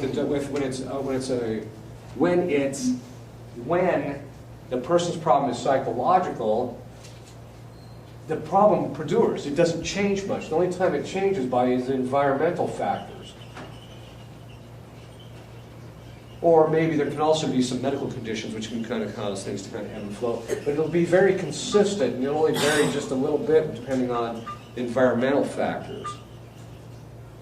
When you're talking about diabolic obsession, it's more like this. Because Christ does not allow the demon to be at the person all the time. And so they'll go through periods of lucidity where they seem almost symptom-free, and then they'll go through periods where they're obsessing. They can't get their mind off of it. And then, all of a sudden, boom, it breaks, and then they're going through periods of lucidity again. And these can ebb and flow as the time between those two. That's one of the signs. Now, does anybody have recognize what that looks like? Bipolar. I discovered this the first year I was an exorcist. That, by the way, I'm not implying that all bipolar is diabolic. But every single person who came to me that was on meds for bipolar got off their meds in 5 months if we did the exorcisms regularly and if they did a certain set of things on their side. Every one of them. What does that tell you? It tells you that, well, first of all, we have to understand that bipolar is one of those categories, right? It's one of those broad categories, like, oh, you have mood swings, you're bipolar, flip you in there. I mean, there's no real, it's one of those broad categories that can include a variety of different things. But one of the ways that you confirm that it's diabolic is this. When the person is going through a really bad state, they're in a really bad state and it's been going on for a few days, tell them, come in and I'll do the blessing. You'll do the minor exorcism, you'll impose hands, ask God for the protection, and then all of a sudden the person will literally feel a lift. And they feel fine. And then a few days, it comes back again. And so that's one of the signs that you'll see when it's diabolic obsession. As the person begins doing what they need to do, they'll kind of go up and down, they start climbing their way out. They'll get to the very top where they seem completely symptom-free for a month or so, and then all of a sudden they're going to have 1 or 2 really bad dips. I don't know why, but exorcists have noticed that they see that towards the very last end of it. As long as they maintain their prayers, they're okay. Now, one of the things that is important about this is that pattern, I noticed this about 3 years ago. That pattern of going through being down and then, you do the exorcisms and they have this lucidity for a while, and the more you do it, the longer it gets between times, so that you know that it's a spiritual thing. Whereas if it's psychological and you pray over the person, they're just going to flatline. They might feel a little better because they've had social interaction, but it doesn't change anything at all. Whereas if they have a period of lucidity and they feel great for a little while, symptom-free, I think it's wrong, Father, or it's gone. Well, let's wait, let's see. Right? Now sometimes it does, you just say the blessings over them once and it blows it out. Other times it takes a number of exorcisms over a period of time in order for it to finally get out. But this other pattern of this, you see in confession. People will be struggling with a mortal sin. They'll commit the mortal, they'll commit the mortal sin. They go to confession. All of a sudden, boom! They still symptom free for about 3 or 4 days. And all of a sudden, the temptation set in. They're really hard again. Then they fall. They go to confession again, and then boom! After the confession, they feel symptom free again. It's the same pattern. And the reason is because confession has the same effect very often that exorcism does. So whenever I see a guy going through that pattern, I'll tell him, make an appointment with me and come talk to me if you like. And I think I might have a blessing that can help you, and we need to discuss what I think your problem is. Because it's very often a form of diabolic obsession. Now, again, I'm not implying that even a majority of cases of psychological illness are diabolic obsession. I don't know what the statistic actually is. But I do know that a lot of people are becoming diabolically obsessed because of the evil things that they're committing, and they're getting sucked into certain things. So that's why the demons are getting their foot in the door. Yes? Yes, I had a question, and I'm asking this because I'm a physician, and you said every medical problem can be potentially from a demon. It can be. Can you explain that? Like, say somebody has abdominal pain. Yes. Okay. Well, if you can find an anatomic or physiologic abnormality to account for that, That's correct. then it's not from a demon? Are you talking about things that can't be explained medically? Or can demons cause you to have appendicitis, is what I'm saying? They can cause both.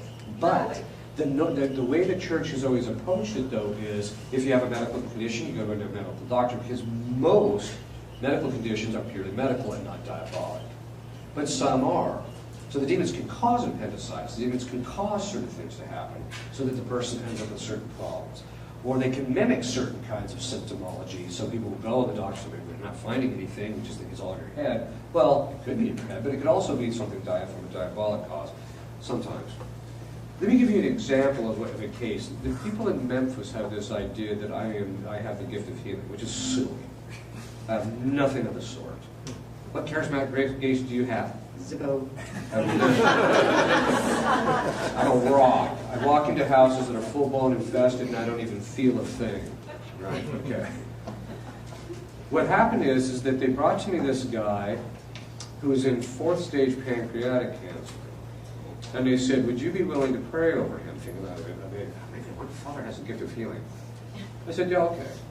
So I did the minor exorcism over him. We posed hands on him and asked God to remove any demons that might be the possible if this was from a diabolic cause. A week later, the doctor said, we can't find any trace of pancreatic cancer. So, seems extraordinary. This has happened, I don't know why it is in Memphis, that those people must be under some kind of diabolic attack, because every time I go there, I'm cleaning all the people up medically. The doctors are probably like, why is our business down?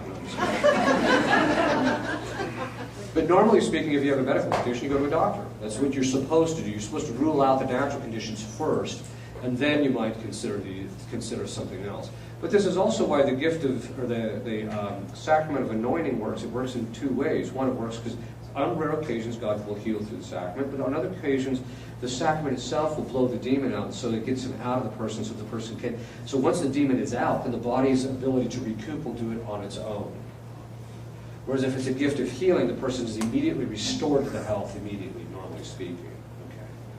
So they can cause it, but, and I'm not suggesting that every time you see a patient, you're like, okay, you got a demon there, buddy. In fact, the only time I would suggest that you do that is if you came across a medical condition that was not responding to the meds that always work. Does that make sense? Because demons can block the ability of medication to work. How common is diabolical possession, other than the common type that you said we all have, the temptations? I mean, are you seeing 2 people a week or 2 people a year? I do between 50 and 70 evaluations a year, but I have to travel a lot because of my work.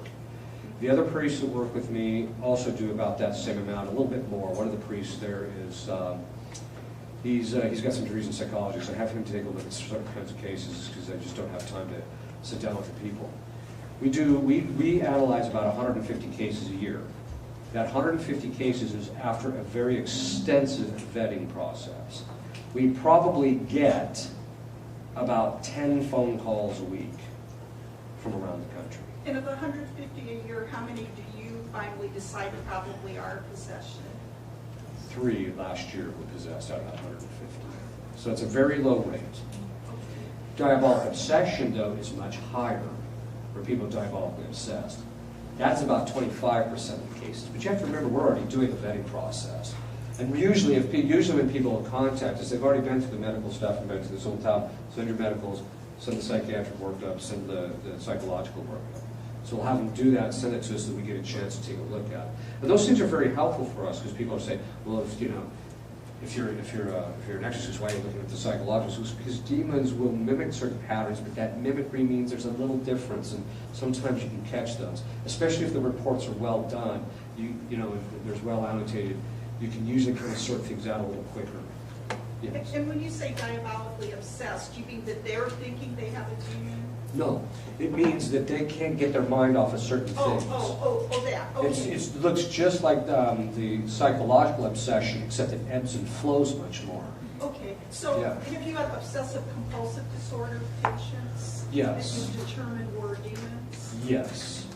Okay. But you get both. Some it's just psychological, because part of the reason that what we do is the vetting process is we do extensive interviews before they even show up off the stick. One of the things we need to do is if we think there's diabolic obsession is we need to know their psychological history in order to see if there was something that established the pattern so that it probably was just a learned habit.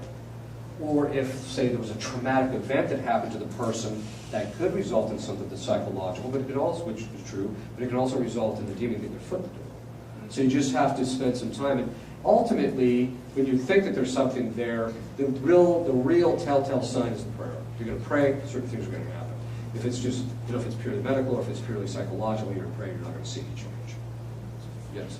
I'm a medical provider at the Child Psychiatric Hospital in town, and a lot of our kids have been severely traumatized. Some of them have even been used in rituals of some sort, and some are obviously very mentally ill, but I was wondering if you saw much of a difference in the way that the diabolical manifests in adults versus children and adolescents.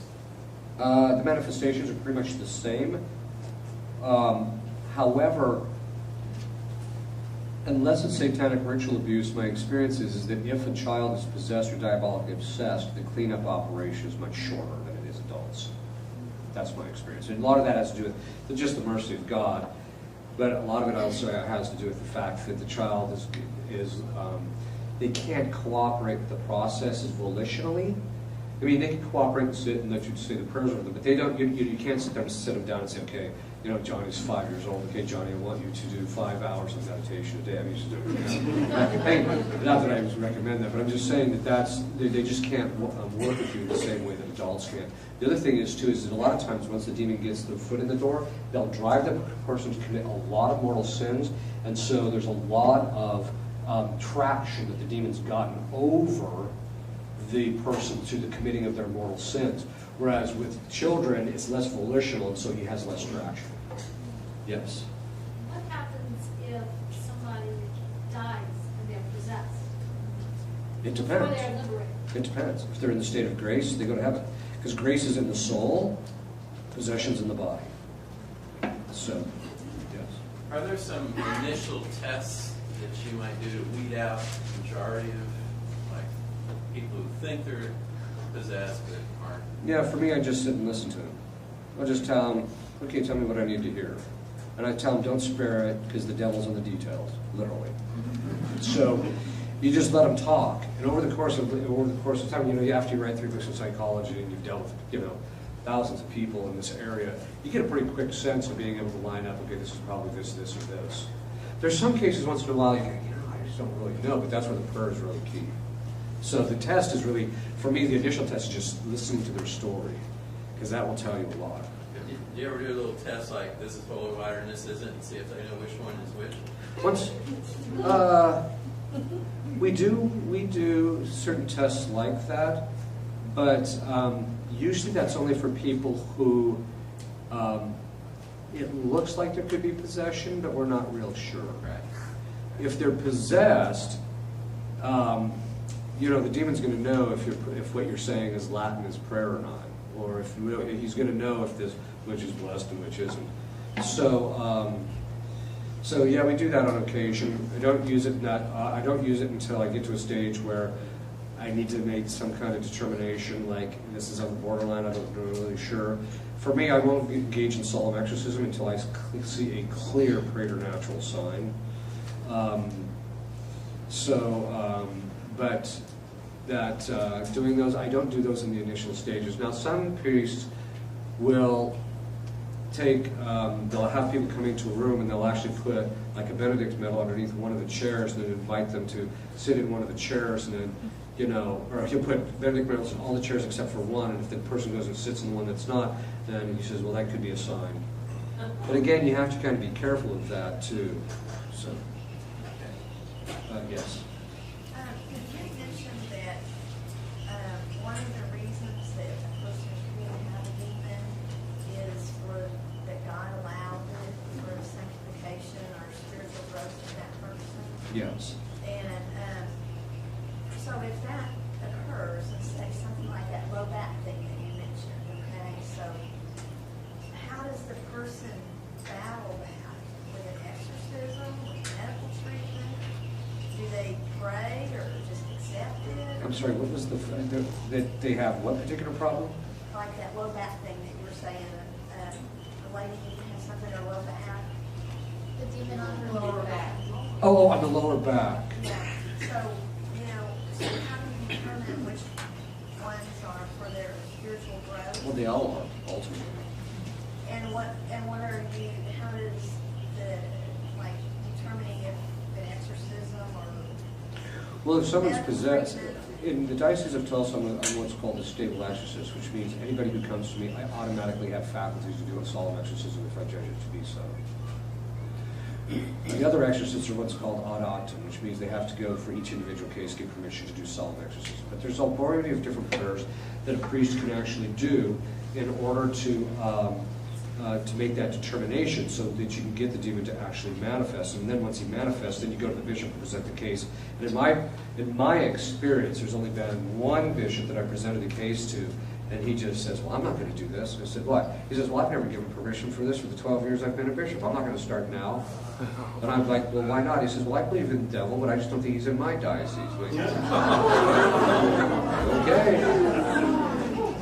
So the point being is my experience is that the bishops, if you present, first of all, the bishops choose a guy they can trust. So they already know from their experience with you, the people that you bring to them, you know, your success rate, whether people were liberated, whether they turned out to be actual possession cases. But I never knew the bishop had asked for faculties on this. I was really certain because I saw some clearly preternatural. Now I don't have to worry about it so much, but I still don't proceed to solemn exorcism until I see that. But you can do other things in order to get it to get the demon to manifest, and then from there you can make the determination just through other kinds of prayers, then exorcism. So if like a demon is causing a physical condition like that, that's supposed to be assisted with that person's strengthening of their character. So should the person, if they think that that's a possibility occurring, seek medical treatment to try to resolve that? Oh yeah. You always seek the medical treatment because demons' influence over you is by degree. So sometimes people can have a medical condition from a diabolic cause, but they may not have sufficient influence to counteract the reactions of the medication. So when they're put on the medication actually works for the person, or will at least help them to some degree. And then once you get the demon out, then they get fully healed. But you always seek the medical treatment. So, and that's one of the real differences between the Catholic approach and the Protestant approach. The Protestant approach is you whack the guy in the head and say, don't go to a doctor, you're fine, you're healed, right? The Catholics don't do that at all. In fact, usually before we do any of that, I'll pray over people that have those kinds of conditions just to see if it works. But I always tell people, no, you got to go see your doctor. I mean, never tell anybody not to see their doctor. Yes. My question has to do with same-sex attraction. I have someone in my family with that, and I understand that trauma is usually what brings that about. 99.9% of cases in men and women. So is that also probably demonic? Yes, there is a demon of homosexuality. In men, his name is Asmodeus. In women, it's Lilith or Leviathan, depending on the particular brand of lesbianism. They can cause same-sex attraction, but without the trauma. So, for example, one guy was doing an exorcism where he was a married man, had a beautiful wife, beautiful young children. He was a totally normal guy, never had any traumatic experience in the past. And he says, I keep hearing this name, Asmodeus. The demon keeps calling out, Asmodeus, Asmodeus. So in the exorcisms, you say prayers to isolate the demons from each other so that they can't empower each other. And so after the session, I asked him, I said, do you have any homosexual ideation? He said, yes, I do. And he said, I have no idea where it comes from. I said, well, now you do. It comes from Asmodeus. However, that is not the case in most people who suffer from it. In most people, in fact, that was a rare kind of thing. There's another question I have to ask you. I come from the Kansas City area. And I'm sorry. No, I actually like Kansas. Anyway, before I moved down here a couple of years ago, there was a group of us who listened to this man who Bishop Ben had talked with a lot and asked him to do this, I can't remember if it's called liberations or... Oh, yeah. And we were... Like deliverance prayers and stuff? Was it deliverance prayers? Yeah. With people, not actual exorcisms, but Right. deliverances. Is that something that is something that is advisable, or should you leave it to the priests who've been fully trained and all of that? Can you repeat the question? Yeah, it's, in other words, is participating in deliverance work with, say, like lay people and the like, advisable? Is that, rather than, just sticking with the priests? It depends on what they're doing. If they're imposing their hands on your head, or if they are, say, commanding the demons to leave, I highly recommend you get away from them. Because they are unprotected, they don't have the authority to do so, and they're going to get their claw cleaned, and they may get your claw cleaned in the process. I actually know 2 people who became possessed from lay people laying their hands on them.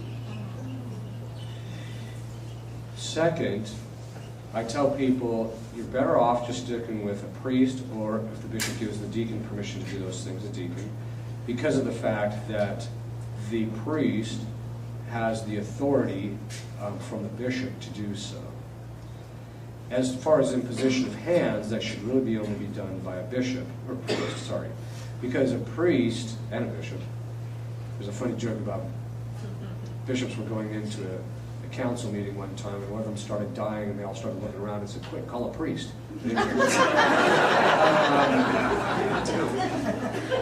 Anyway, the deacon's hands are not consecrated. The priest's hands are consecrated. That's why they're sacramentals. That's why they have the power to drive demons out. Lay people's hands do not have that power. And so to use them as they do have that power is superstition. Well, I don't think it was anyone laying their hands on this Yeah. person, but it was, they asked the demon's name, and I didn't. If it's a layman, I just don't think that's really appropriate. In fact, the Vatican has been pretty clear they don't want lay people doing those kinds of things.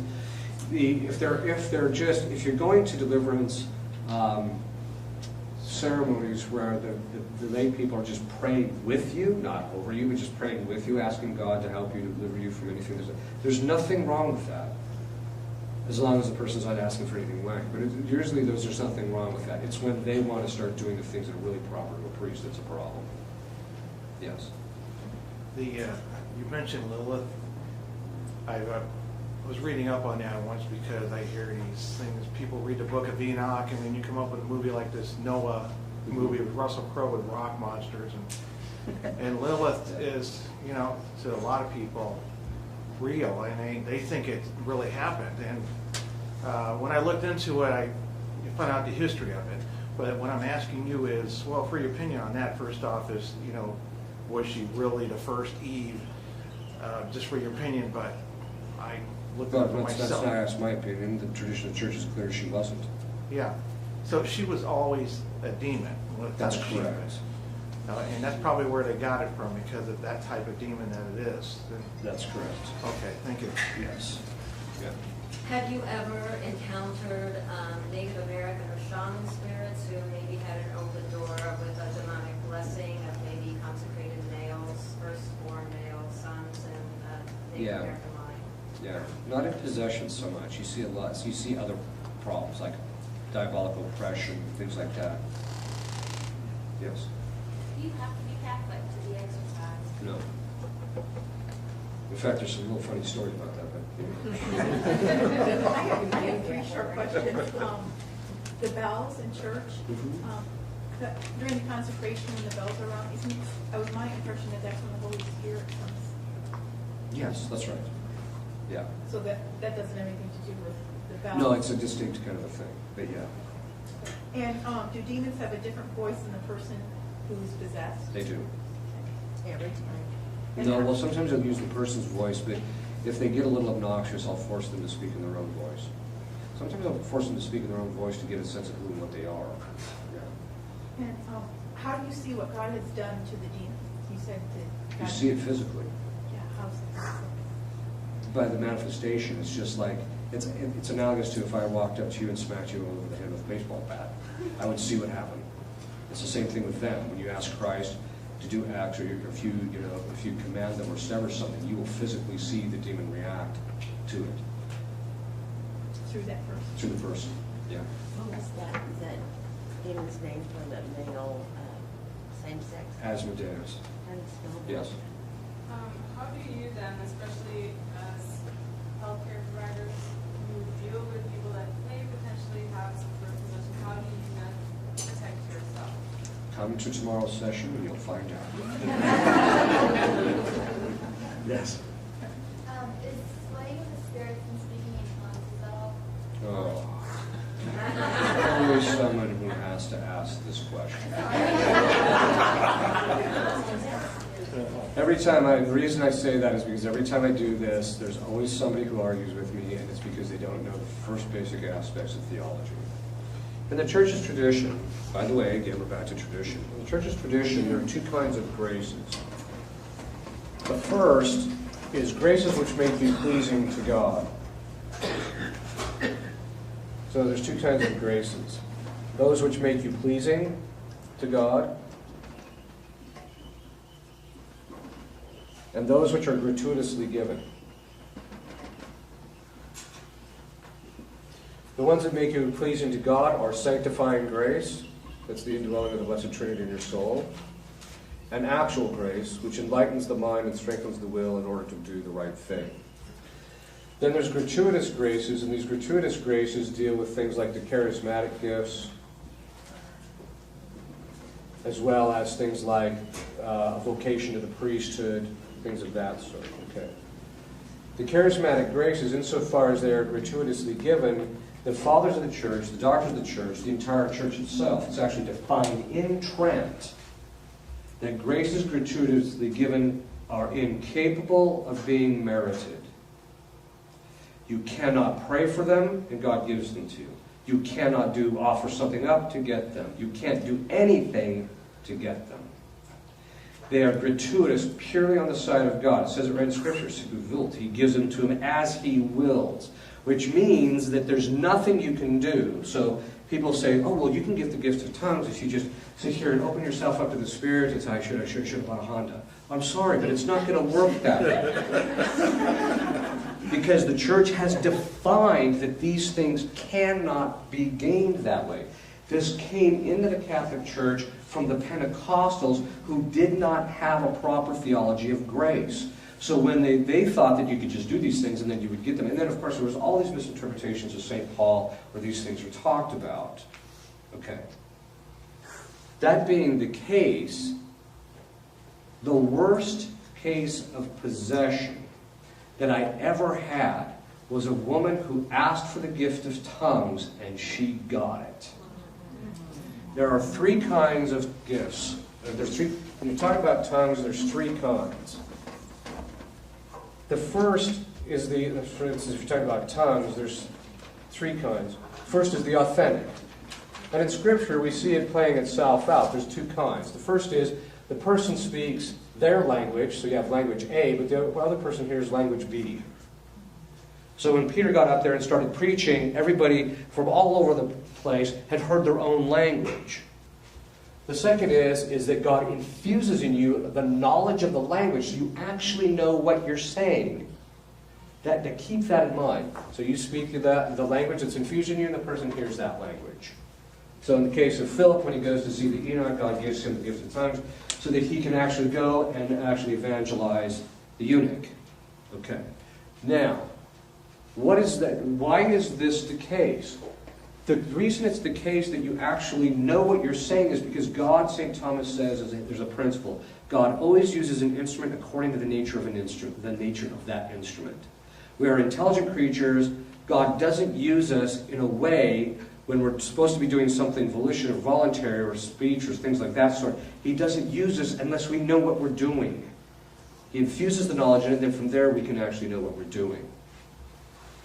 That knowledge of knowing what you're doing is how you distinguish it from the diabolic form. The diabolic form is there's a speech pattern, an authentic pattern of speech. There's speech coming out, a language coming out of the person's mouth, and they don't know what they're saying. That's what I talked about earlier. Then there were some human studies where they did some studies where they found out there's a human form. And what this human form is they say it's not even really a language. What they found out is that the people that were doing this, speaking in tongues, and it was purely human, it wasn't one of these other two, is a person didn't know what they were saying because they weren't saying anything. And they discovered that by close and scientific analysis, that the patterns of speech that they talked with normally as an individual were showing up in the same thing, just a little bit jumbled around. So it was just purely human. That's just purely human. Now, people say, I pray to God in my gift of tongues. Let me ask you this. If someone came up to you and just started speaking in your ear, going, what would you think? Like, yeah, okay. Why do they think God doesn't think that? Right? Well, he knows what's in my heart. Yeah, but that doesn't have anything to do with what's coming out of your mouth. The second thing is this is dangerous.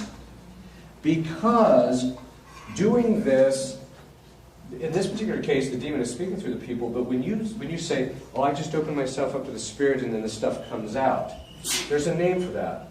It's called channeling. It's where you open yourself up and let the spirits speak through you.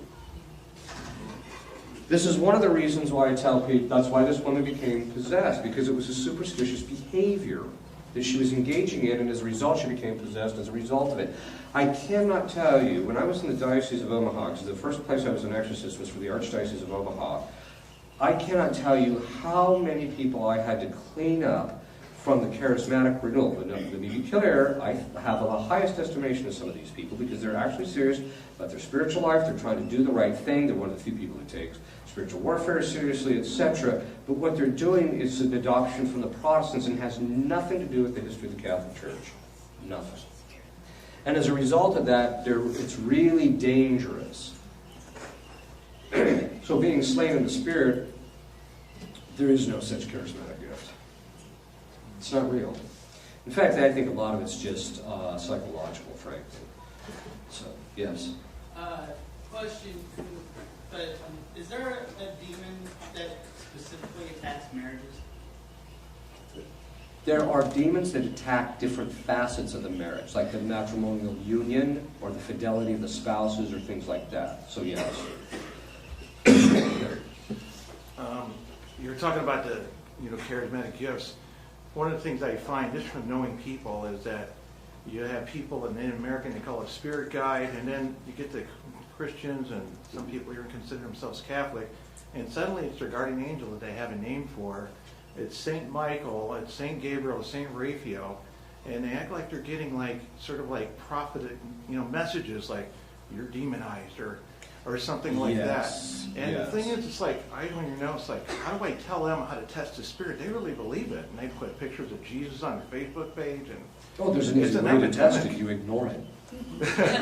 No, I'm dead serious. I just wish I could do something and maybe even that's what John of the Cross says. He says when you test the spirit, you ignore it. If it's from God, he'll still continue because he's omnipotent. If it's from Satan, he'll lose interest and leave.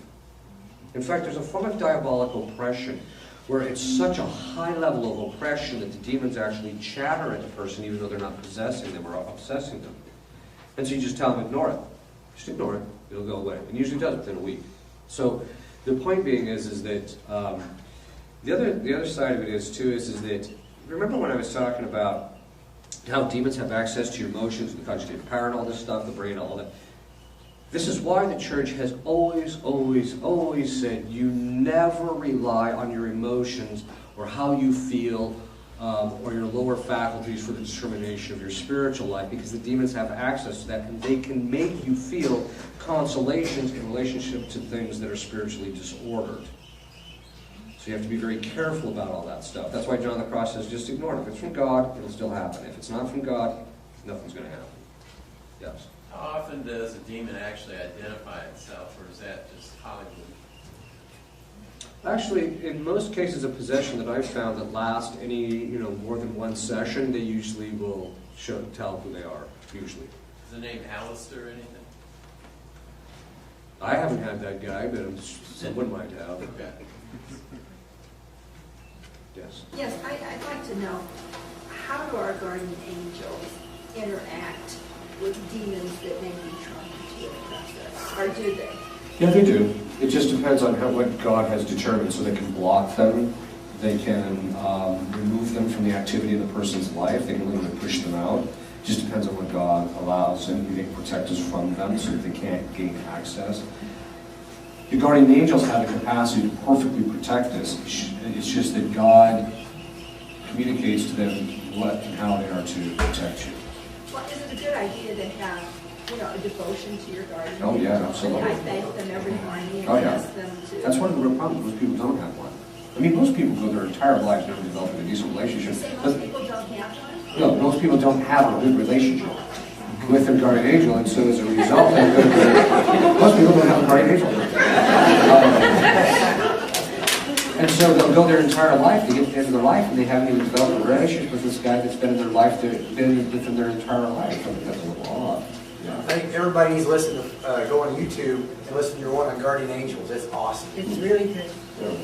Yes. Yeah. What about wearing the Benedictine medals? Oh, yeah, we'll get into that tomorrow. Yes. If the demons identify themselves, how come the guardian angels don't? Or do they? They do, but rarely. Whereas when the demons manifest, you beat it out of them, they tell you because they have to. They don't want to, they have to. Whereas the guardian angels rarely identify themselves, rarely. Although it has happened, even in my own life, not personally myself, but what happened was one time there was this case where this woman was possessed, and she calls me up and she says, I'm pinned to the floor and I can't move. And I'd already been working with her for a little bit. She hands the phone to one of our assistants that was sitting there. She says, yes, we can't get her to move. And I said, well, I can't talk to you right now. I'm going to have to call you later. Because I was just about to get on an airplane, if I remember correctly. And I'm standing in an airport. I don't think I'm going to be shouting exorcisms into the phone. So what happens is, but you don't shout at them anyway. So what I did is it was only 1 hour flight. I got off the flight, I called her back and said, you still think? She said, yes. So I said the prayers to get the demon to loosen up, which he did very quickly, and then she says, I have to go. Now, before I got on the airplane, what I did is I said to the guardian angel of my priest, because when you're ordained a priest, you get another guardian angel. So I said to him, I said, go and tend to her and take care of her. So she gets back on the phone. This is before I got on the airplane, before I actually got her freed up. So she hangs up. 5 minutes later, she calls back. She said, I hadn't been to the bathroom in 5 hours. I'm like, oh, okay.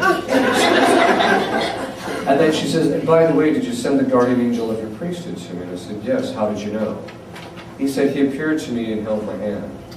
She was actually, in other words, he communicated to her who he was. That is very rare. You don't see that happening too often. So some people know their guardian, like Father Pio always saw his guardian angel. He knew the words. Yes. I have two questions. One is just a clarifying about the tongues. You did say that if someone has truly the gift of tongues, they will understand what they are speaking. Same, yes. Okay, the second thing is, because coming from the Protestant world, being like filled with the Spirit and filled with the Holy Spirit is huge. Is there a Catholic teaching of what that would look like, in the Catholic? Yes, there's a book called The Sanctifier by Martinez. Is he accompanied by a demon as well, or would he ever Almost possess always. I've only seen one case where that wasn't the case. And last one, in case of adopted children, can a generational spirit from the adopted child come and cause infestation in the family with the adopted child? Yes. Thank you. One of the things that I often do is I recommend, especially depending on where they're adopting them from, or if they're adopting them because the parents had specific issues like alcohol or drug abuse or things like that, I'll often recommend. I'll just say, well, if the kid is normal, don't worry about it. Because the general principle with demons is if you see something, if you don't see something, it's probably not there. Probably not. So if you have adopted kids and you don't notice anything, then I wouldn't worry about it. But as if you start noticing it, you might want to have any generational, take it to a priesthood and break any generational spirits in relationship with it. Also, pray to Our Lady of Sorrows and ask what the generational spirit you're dealing with before you go see the priest, that you can easily have something maybe to give to him when he shows up. Yes? Are these free Benedictine medals already blessed? That I have no clue. You'd have to ask whoever. They are exercised by Father Dennis. Okay. The old rite. There you go. Exercise, yes. Yes. Confused on trying to find out what spirit you're supposed to How do you get the name? The name, you don't want his proper name. What you want is his behavior. So if he's making you angry, or if he's making you just say spirit of anger, I bind you. Or like if your kids, if it's spirit of disobedience or something like that. So you look at the behavior, and then that's the name you give to it, and that's what you call it. There's a show on TV, Long Island Medium. I don't know if you're familiar with it, but it's a lady. She says she's Catholic. She can see dead people, and she'll tell them, like, oh, this is what your dead relative is saying. Can you comment on that kind of thing? Yeah, being a medium is another form of diabolic channeling, and it's an avenue. That's what seances are. Basically, what you're doing is you're opening yourself up to the spirits talking through you or communicating with you. And there's a lot of misunderstanding. A lot of them think that, well, there's good spirits out there that you can communicate with. Yeah, they're called angels, but God is the one who determines when and when they cannot. You can't do anything to determine that. So, whereas if you try to do something to set that up, it's a superstitious act, and that's when you open yourself up, the demons can get involved. So in her particular case, I've watched her just a little bit, just to get a sense of her. I think my take on it is that she's one of these people that's extremely adept at reading situations and people, and can kind of get stuff and do certain things. Whether there's anything that's diabolic about it, I'm not real sure, because I haven't seen anything like it, but she's just really adept at reading people. The other thing is, too, they do the normal tricks. There's somebody here whose parent just recently died, and you're suffering from it. Well, you can say that about any group this size, right? So you just have to watch for those kinds of things. So I tell people to avoid those kinds of shows, avoid the paranormal shows, because going around looking at that stuff. The big thing that was in vogue for a long time was going to cemeteries and trying to summon the dead, that kind of thing. You just open yourself up to get whacked. Yes. You said something today, and we talked about it too, about possessors not being demons but souls. Yes. I had no idea that was a possibility. Could you just elaborate on that a little bit? Yeah, what it is that, okay, basically this is the theological speculation, so it's purely at that level. This is the theological speculation as to why and how they can do it. That the restriction of our wills to only being able to move things in our own body is a divine decree. St. Thomas says that the will is a universal power. And so there is some speculation that things like telekinesis and things of that sort were what Adam and Eve had them. And that at the fall, God truncated it and restricted it removed their ability to affect things outside of themselves. So once you're released from the body, the will still retains that universal power. So it has the ability to affect other material things, God permitting. We know this to be the case because of the fact that Our Lady does it, the saints do it, and things of that sort. So in relationship to enlightening our mind or putting something in our imaginations, etc. Okay. And there are certain instances where angels have actually moved other people's bodies during times of distress or what have you. So we know that those things, not angels, yes, angels have, but with people, the idea is that when people are damned and they're particularly bad, under certain circumstances, God will allow them to come back and be able to influence in the same manner that a demon does. So now there's a small percentage, very small percentage of exorcists who just says, no, they're just demons, they're just faking their people. No, there's a real distinction, because at least in my experience with them, with angels, when it's fallen angels, that is demons, you'll ask them, you'll command them to tell you, what were you damned for? It's always a spiritual sin, like pride, envy, something like that. It's always that. Whereas when it's a human being, it's almost always something tangible. So one guy that I knew, that was possessed of this one woman, he was damned for having hung a man.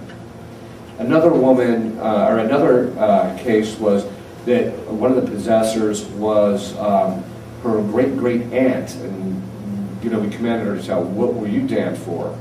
Promiscuity. So, and it was funny, because every time that she would manifest, all of a sudden the woman's facial features would get really soft, and she'd start twirling her hair, and it was just like, a little frivolous here. But the point is that they have to be something that it has to be particularly bad.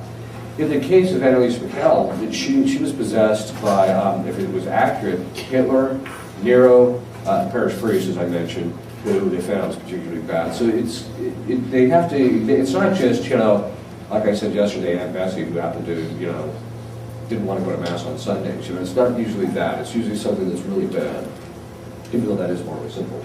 Yes.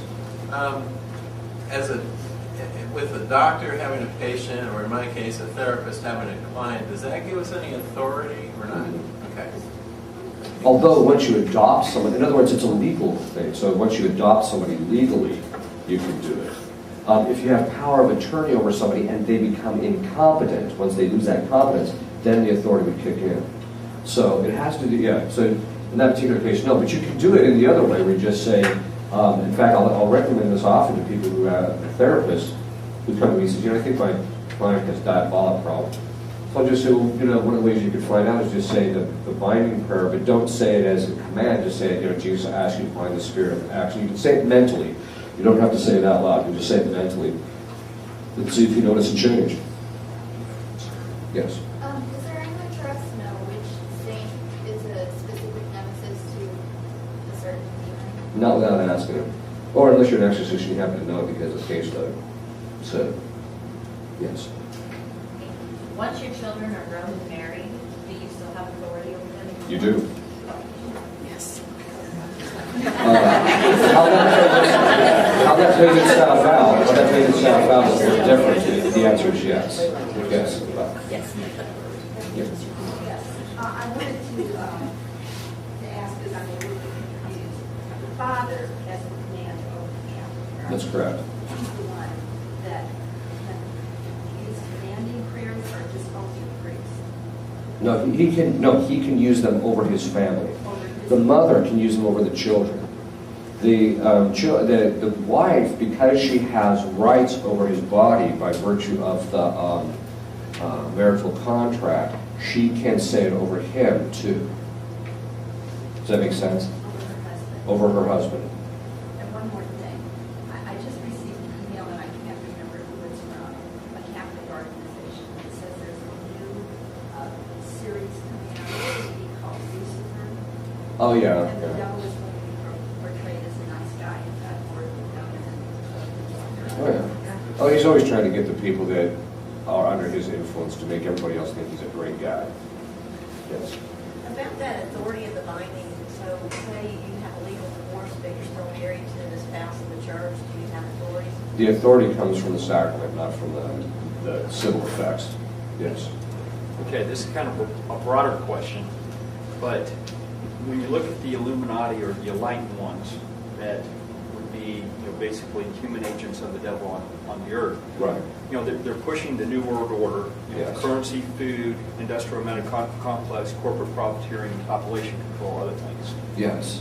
One of the things that, they say is they have control over Washington with the Washington oblique there war, the oblique in Europe, and the oblique in Rome, of having control over religion, money, and war. The Novus Order, New World Order, there's a lot of people, I say, that they have infiltrated the Catholic Church in a major way. Could that be true? And if so, what do we do for spiritual warfare? Yeah, I mean, the documentation, I think, is pretty clear that they did. In fact, the infiltration of the Catholic Church has already testified publicly before Congress by Belladonna. I mean, Belladonna said that the Freemasons, the communists, worked very closely together, but she said, we flooded the Catholic seminary. We've got over 1,000 communists into the Catholic seminaries in this country alone. So, is there influence? Yes, there actually is. The place of the greatest spiritual power is also, or the greatest spiritual influence is also, from good, is also the place of the greatest diabolic attack. So it just makes sense that they would be attacking. So the point being is it there? Yes. These things are all predicted anyway. All these things, the New World Order was in fact predicted by the saints who talked about how governmental structures and financial systems would come under this control of a single agency, but that was necessary in order for the Antichrist.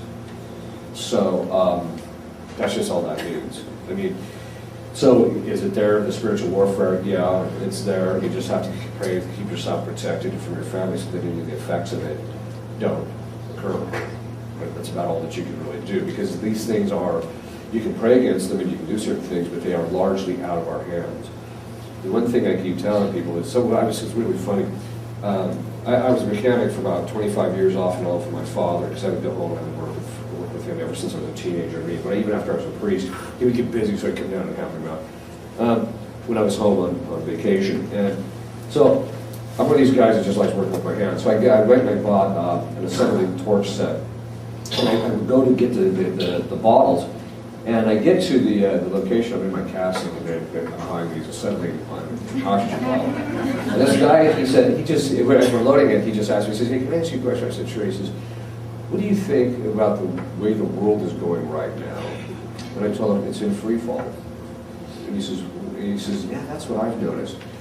That since about 2008, roughly, this thing is literally spiraling down with nobody putting any brakes on it whatsoever. There is literally no public agency that's trying to slow this thing down that is effective in any manner whatsoever." And I think that's just kind of generally where we're at.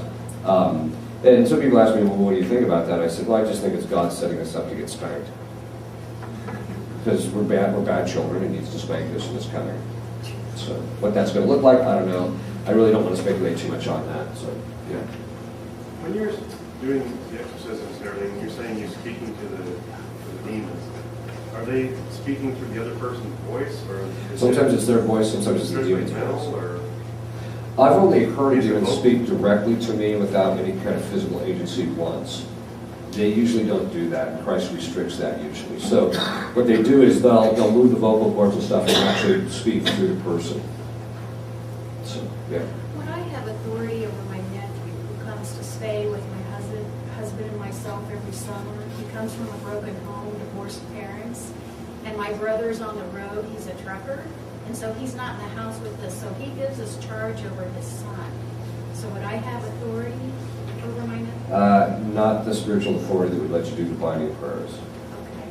How? By commandment. So you just ask Christ. Have to be asking. Right. Okay. Yes. Well, in response to her question, could she ask the father to extend his authority over her? No, it's not delegatable. Okay. Yes. When you said like we're in free fall, I think we have to start not being closed in ourselves and merely protect. I believe everything that you said, and I think it's wonderful, but I think we have to reach out. Oh, yeah. And I have a problem because the Holy Father says we have to risk ourselves and smell like the sheep. And I can give you an example. I only told this story to Richard Holland here. I was in Japan, in Hokkaido, as a catechist, and the pastor told me, I could go to Shiganotani, it's a coal mining town, and I had 8 people. We'd sit in a room on the floor, which, was the bedroom and everything else. One room serves everything.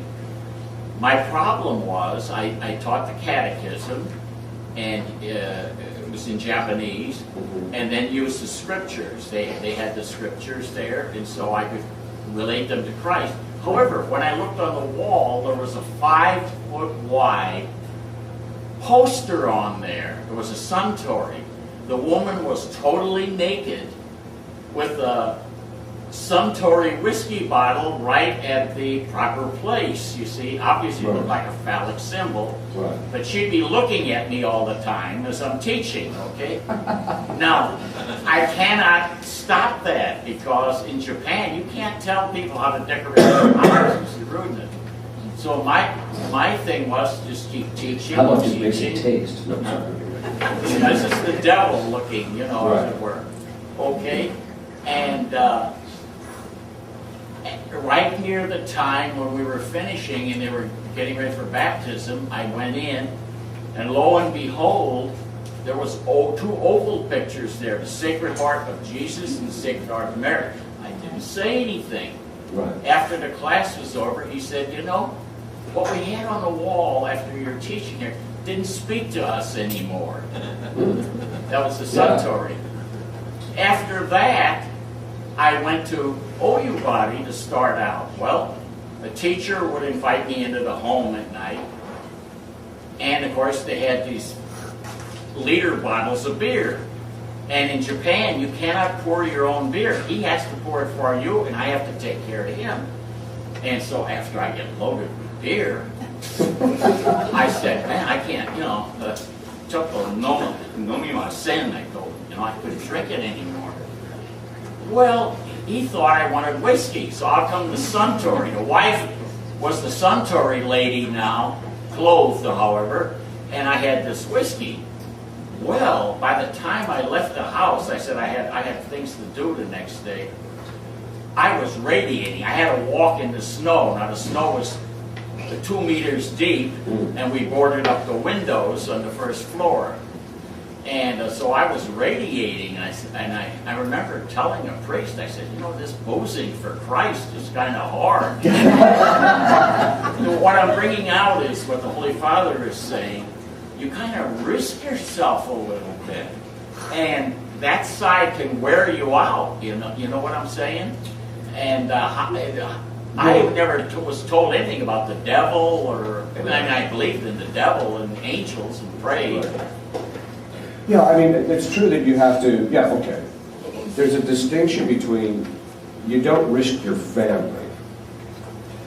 But it's true that it's based upon our own particular circumstances, that we might be in a circumstance where we do have to go out of ourselves in order to help somebody. We just have to make sure that we're not putting ourselves at spiritual risk of committing any kind of grave sin or anything. But yeah, no, I mean, I agree, you do have to help people, but right now, my basic point is that you have to, in fact, I think what you said brings up a very important point. Right now, I think it's gotten so bad that trying to get the overall, like the governmental structure and all these things straightened out, you're not going to get those things straightened out. It's got to be on a person-by-person basis. That's where you've got to deal with people. And when you see people are open, then that's when you make the entrance. Yes? You mentioned something about the Freemasons just a little bit ago. We had a family member a couple generations back who was involved, and on a very low level, not high levels, so I doubt he knew anything about high level. So I just wondered about our family's vulnerability. All they have to do is enter the lowest level, and your family can become subject to the Freemasonic curse. Now, it doesn't necessarily mean that you have it, but you want to say the prayers to break the Freemasonic curse. There's a specific prayer for There's a set of prayers, yes. Is that on your website? No, but you can email me through the website and ask for it. Yes? Yes, we have authority to bind under God choice. No. That's a common opinion that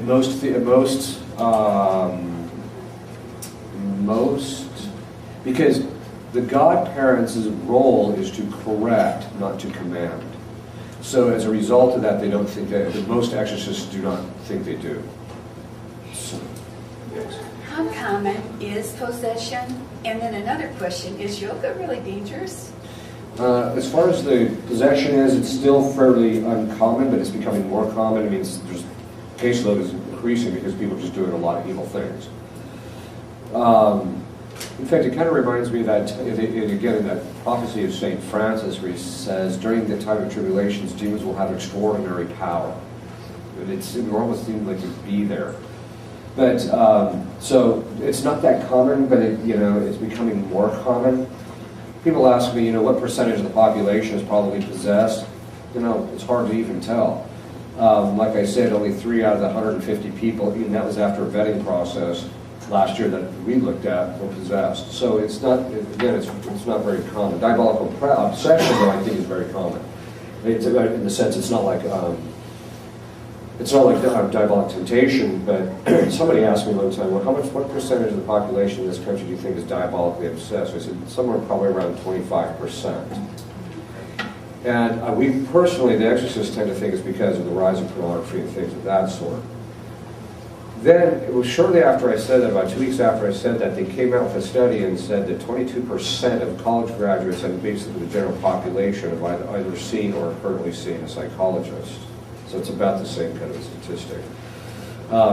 As to yoga, Yoga is, if you, and don't kill the messenger, I'm just telling you what the experts in the history and the practitioners of yoga say it is. They make it very clear that the stretching and the positions in yoga are actual representations of Eastern deities. It says more than once, both in the Old Testament and the New Testament, it says all the gods of the Gentiles are demons. It's totally true. Basically what they are is they're representations of demons. I have seen people become possessed through practicing yoga. A lot of people say, well, I think it's fine. There's not, like, I'm just telling you, this is what the thing is in its representation. And so it's an open door. Objectively speaking, it's an open door. I tell people, avoid it. Yes? Are Jezebel, Delilah, Apollyon the Destroyer real demons? Yes. I went to a graduation party and they rented the lodge at the Freemason place. Did I open myself up to infestation by going to that party? Yes, I've noticed something. Speak to me after.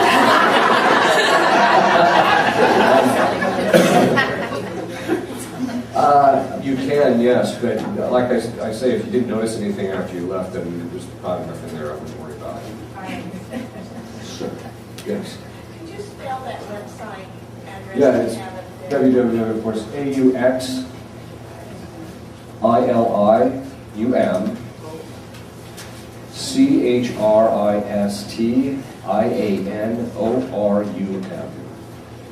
It's the implication of Our Lady of Help of Christians. Yes. Father, could you please tell us what prayers we can say? Say we get invited to somebody's house that we don't know, and we find out that they have got questionable books, they've got iconography that we don't recognize. It looks like it might be from like the Sumerian period or some old god. And we've obviously found ourselves in a situation where people who worship differently that is of Satan. After we leave the premises, what prayers specifically should we say to protect ourselves from exposing ourselves to something like that? Well, there's two things. I think one is just ask your guardian angels guide you so you don't end up going into houses like that. The second one is while you're there, so if you see something, just say, Michael, please, protect me, and ask Our Lady to protect you. And usually it will work. So, okay. Yes. When we say our prayers, say to the saints or to the angels or even this, and we say it to ourselves quietly, can they hear, Yes. understand? Yes. The way it works is this. Our thoughts are shrouded from all other intelligent creatures except God. And then God can reveal it to specific people, except God structured into the very nature of angelic communication and also human communication, but it's currently restricted at the moment under certain circumstances, that if you, by your will, direct your thoughts to another intelligent creature or to God, that person hears it.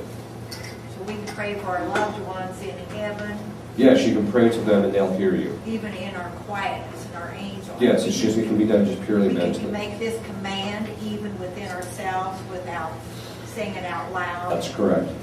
Thank you. So, in the next life, God will lift the veil and you will see even what's in people's minds.